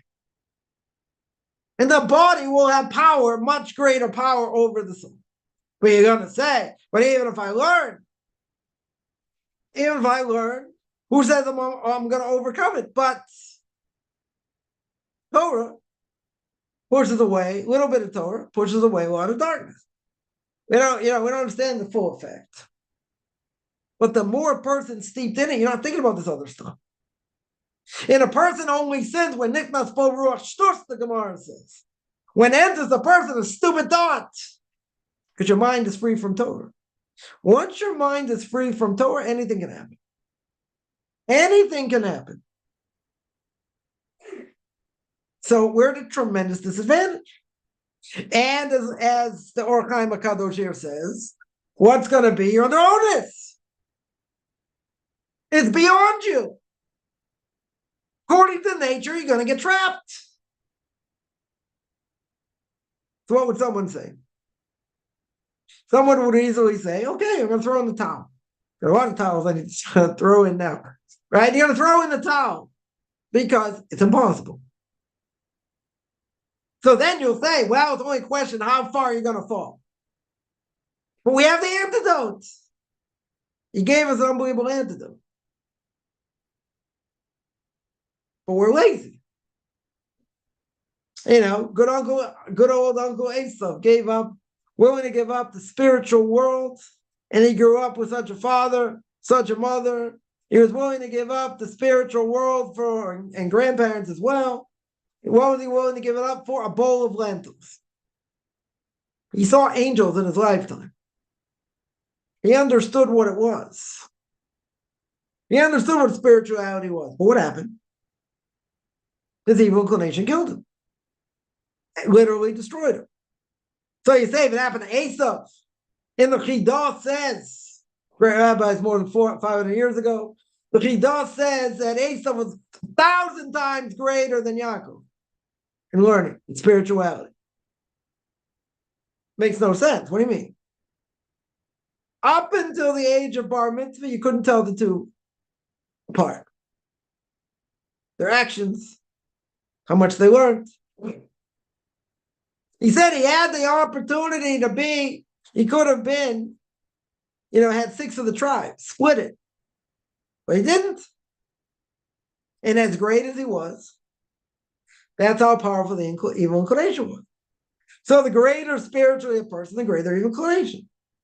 So again, a person can say, but if it happened to Asa, look who his parents were and his grandparents are. Good.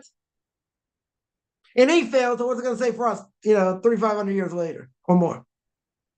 Good question. You're going to say we're all toast. Okay. Doesn't matter. We still have to do to the best of our ability because we're going to have to answer. No one's going to ask, why weren't you like Asa? Avram, Yitzhak, Yaakov. I mean, we have to say, what are my actions going to reach that? But everybody knows, even in previous generations, we're not holding there. We're never going to be like them. Yeah, in that sense. We'll never be as great as them. Okay. But even if that's true, doesn't mean I give up. Doesn't mean I don't have to strive. Doesn't mean I don't have to work. We're living in difficult times, no question. We're a cream puff generation, okay? Yeah, but we still have to strive. It's very easy to throw in the towel. But, again, another bottom line here is people don't want to work. People want everything to be easy. Now, some people say, no, not true. Or they'll say it doesn't have to be this hard. Yeah? Life, as we always say, is not about what's fair. God judges each person however he judges them, however he deals with them. And we have to, we have to take it in strides. We have to change. We have to be better. That's all true. 100% true. But no one in their right mind says, well, it's going to be, it's going to be a cakewalk. It's going to be a walk in the park here.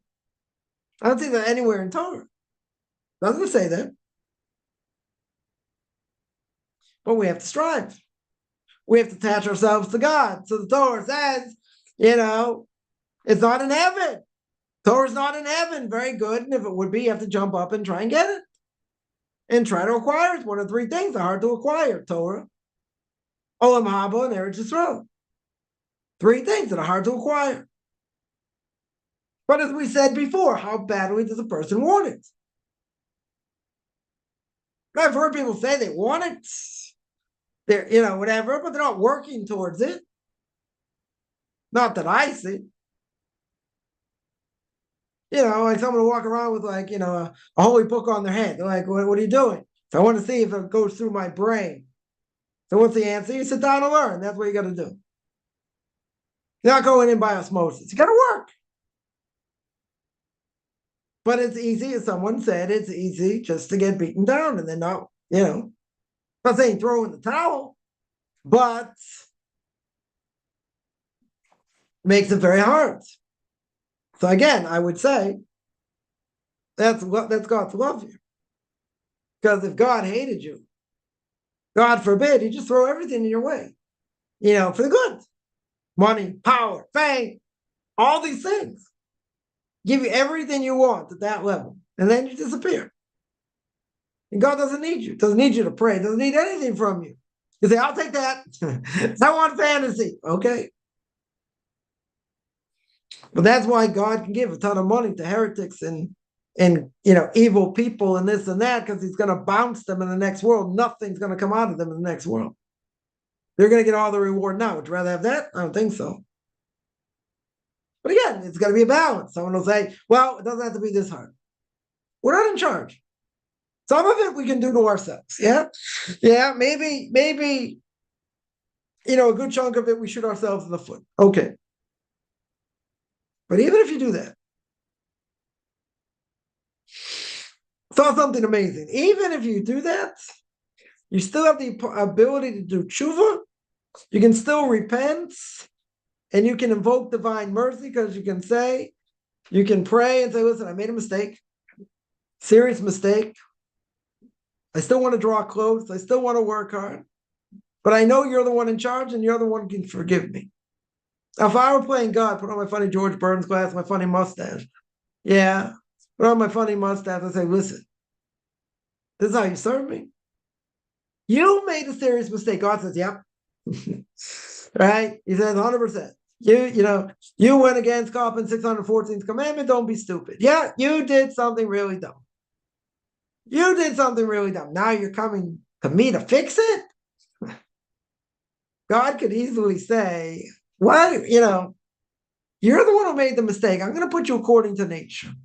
I'm not going to interfere over here. You know why? Because I didn't tell you to do it. I did not tell you to go down this path.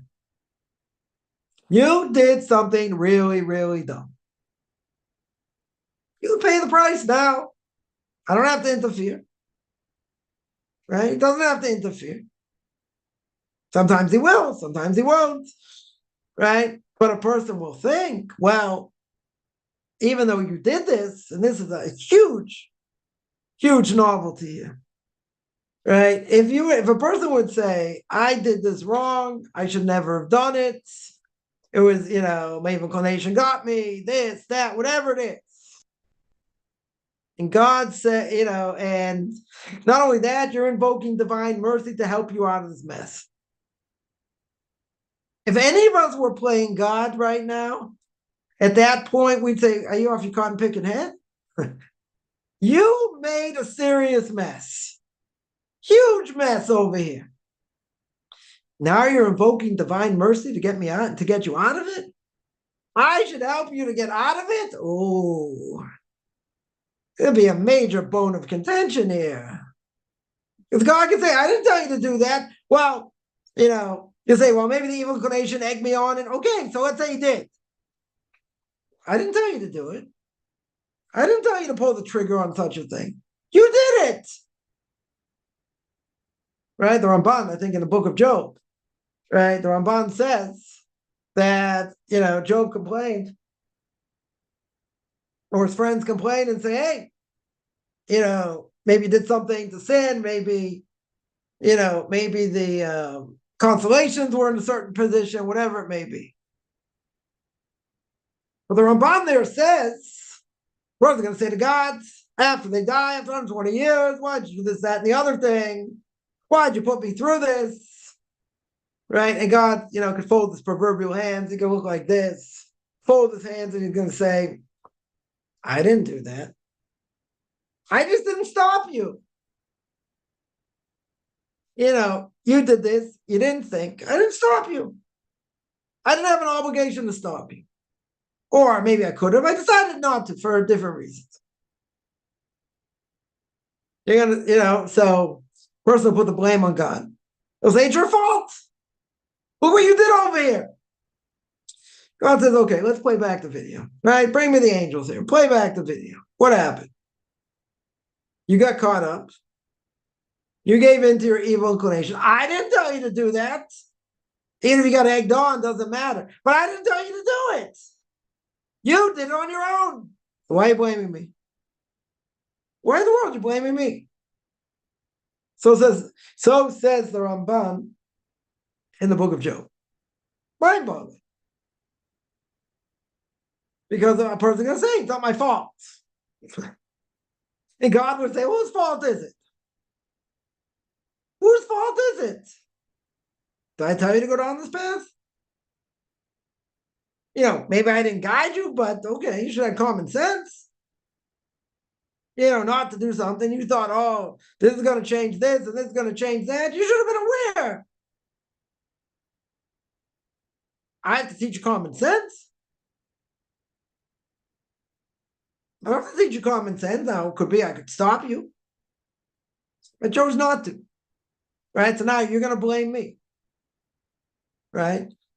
But see, that's the novelty here, is the fact that even a person does something wrong, even seriously wrong, and they admit to God they've sinned, and they're going to try not to do it again, and they're going to try and invoke divine mercy. Why should God help them? God could easily say, I didn't tell you to do this. I didn't put you into this. You did it. So you got to take responsibility. So the novelty is, even if you made your own mess, and even if you sinned, and even if you apologize, you do proper confession and everything you're supposed to do, God said, you know what? Even though you made the mess, I will let you invoke divine mercy and I'll have mercy on you. Maybe. Yeah? I could have mercy on you if he chooses to. And let's say he does. He doesn't have to.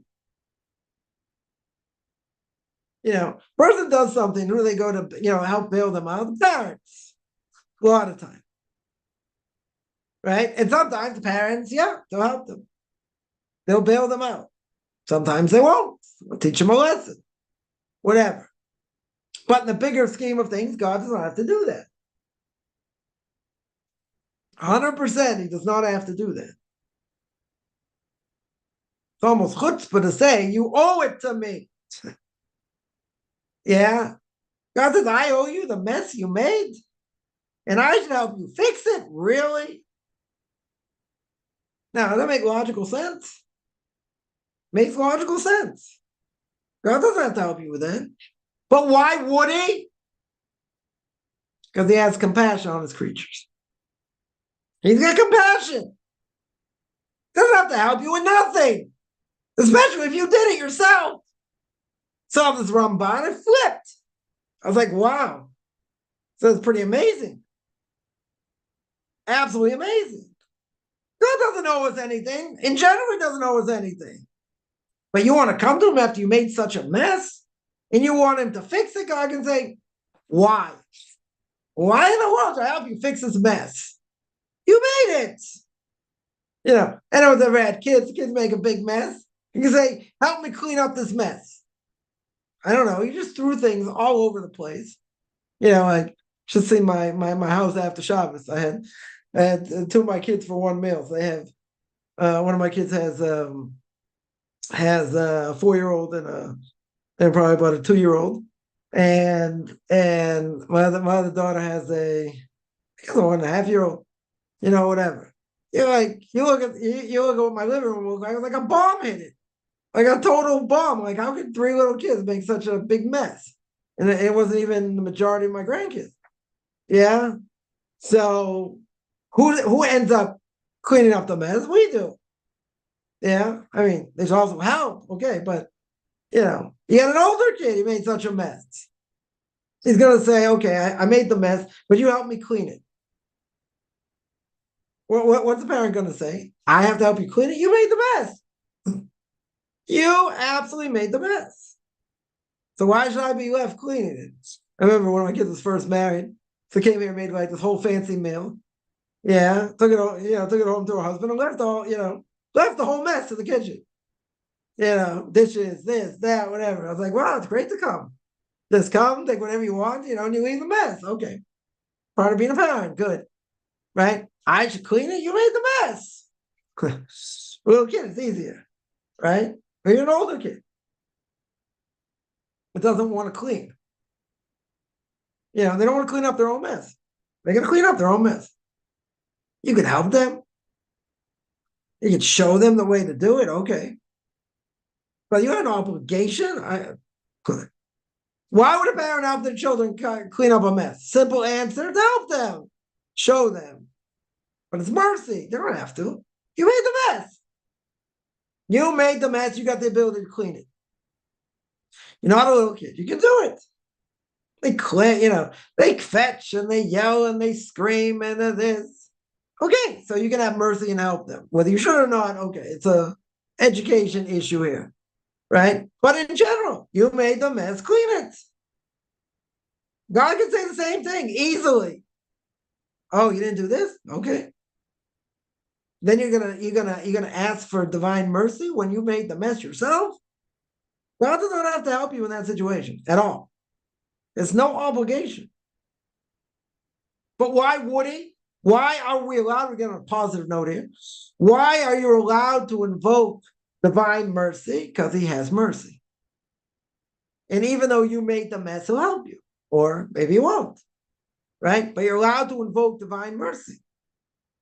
Because in general, in humanistic terms, it would never happen.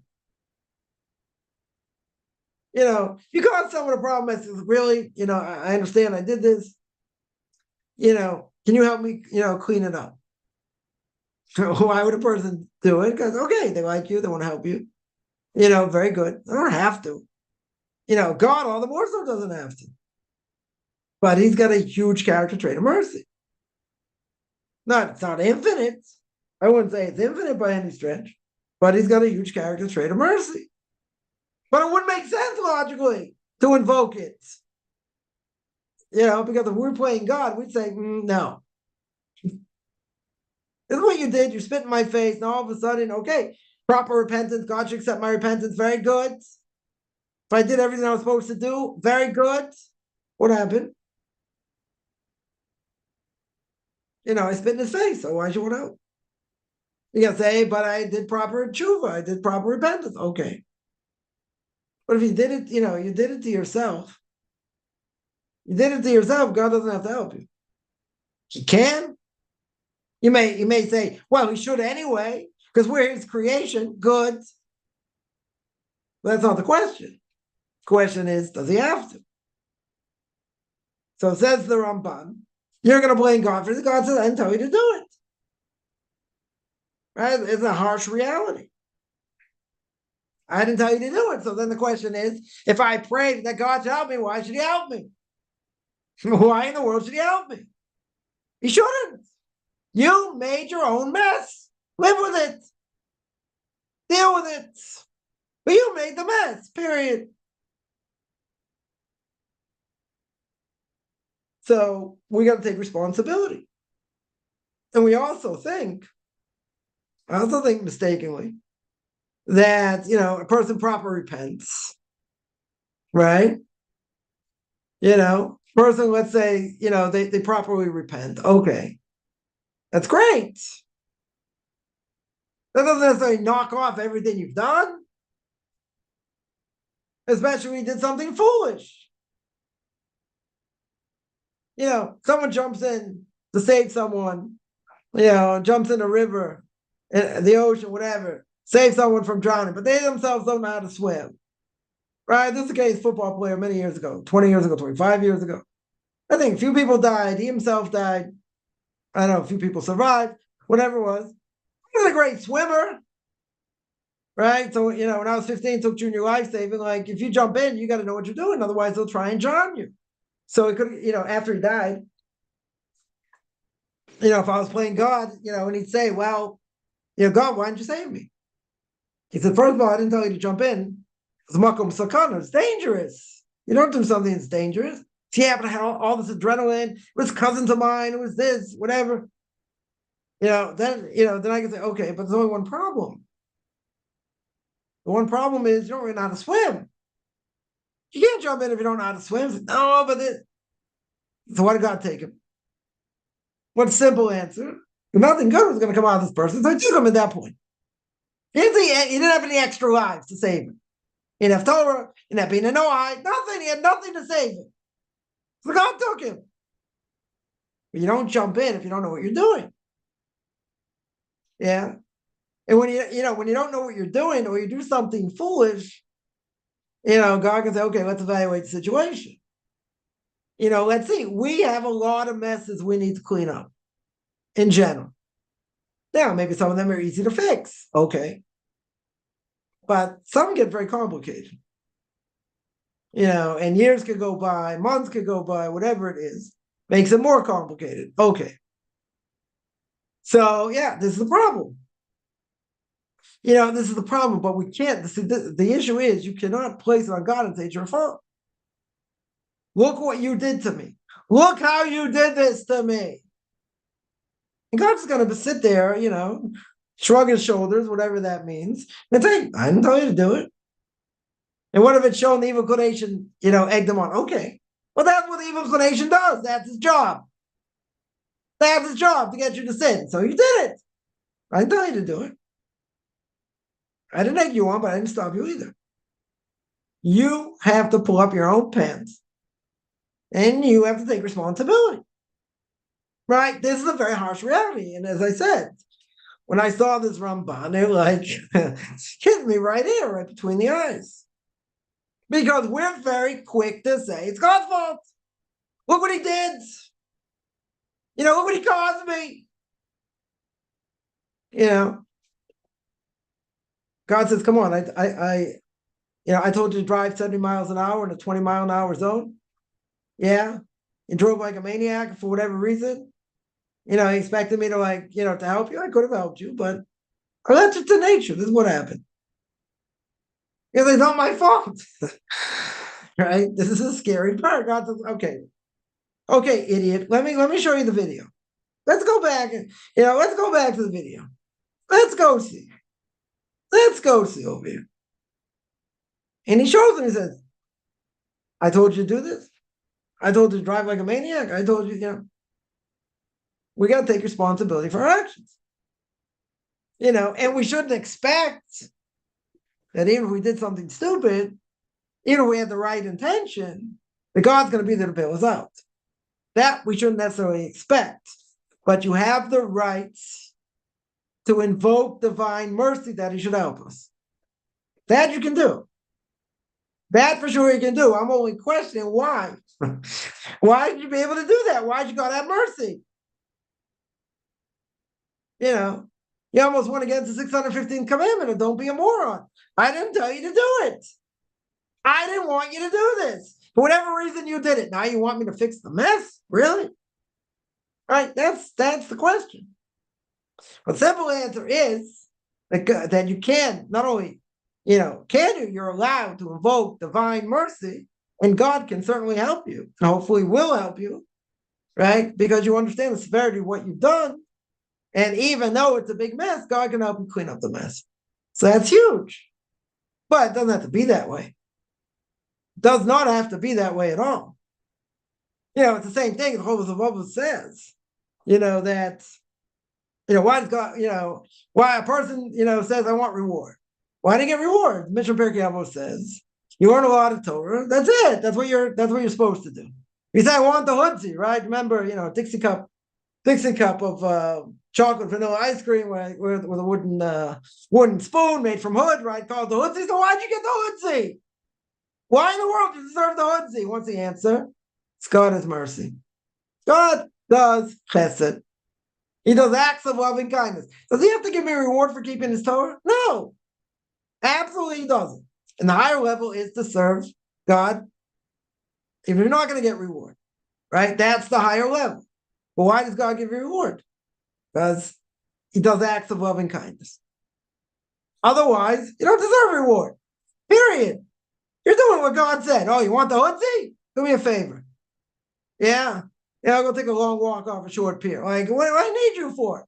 You're only doing it because you're going to get the favor and back. Like someone once told me many years ago. It's like, yeah, it's only, Go ask your rabbis back in Jerusalem. That's what they're going to tell you. You're serving God because you get reward. But the highest level is not that way. And we should be serving God if we don't get reward. Because we don't even deserve the reward, because that's what, if you're a Jew, that's what you're commanded to do. Or if you're Noahide, all the universal laws, that's what you have to do. But don't go sit there and complain, I want my hoodsie. Where's my hoodsie? Come on. Why should you deserve that? What's the answer? It's God, it's compassion. Because God is acts of loving kindness. That's the only reason you get the hoodsie. Because that's what you're commanded to do. That's what the Shapir Kayabo says. That you're going to ask for all this reward. Why are you going to ask for reward? That's what you're commanded to do. So you shouldn't think, oh, you're a big rabbinic scholar, this, that, right? Compared to previous generations, you're nothing. But think about it. That's what you're commanded to do, to keep and learn His Torah. That's it. Oh, you want the hoodsie? Get out of here. We want the hoodsie. Forget the hoodsie. Yeah, forget it. I'm only going to give it to you, though, says the Chovos of Bubbles, because God does acts of loving kindness. That's mercy. Doesn't have to do that. Absolutely doesn't have to do that. Yeah, let's see other questions here.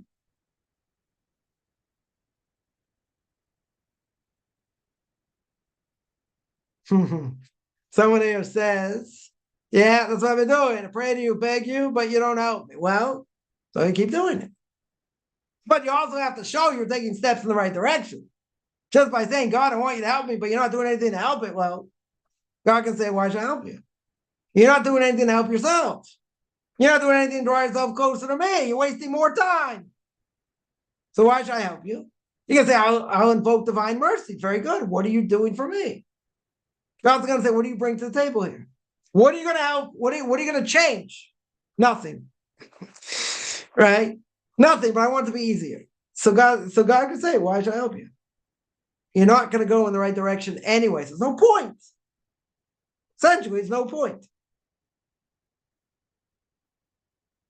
Yeah, let me see other questions here.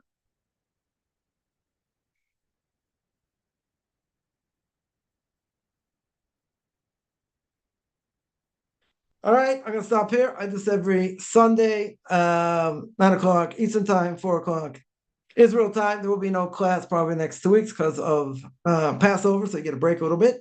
Anyone has any questions, find me on Facebook at Chaim Kaufman, Beyond Orthodox Conversion Judaism, orthodoxconversion.com, Beyond Orthodox Conversion Judaism on YouTube. There I got videos on Q&As, ethics for our fathers, book of Leviticus. You want to send me an email, rabbichaimkaufman@gmail.com, RBBICHAIMCOFFMAN @gmail.com, whichever good. Beginning of the day, middle of the day, end of the day, and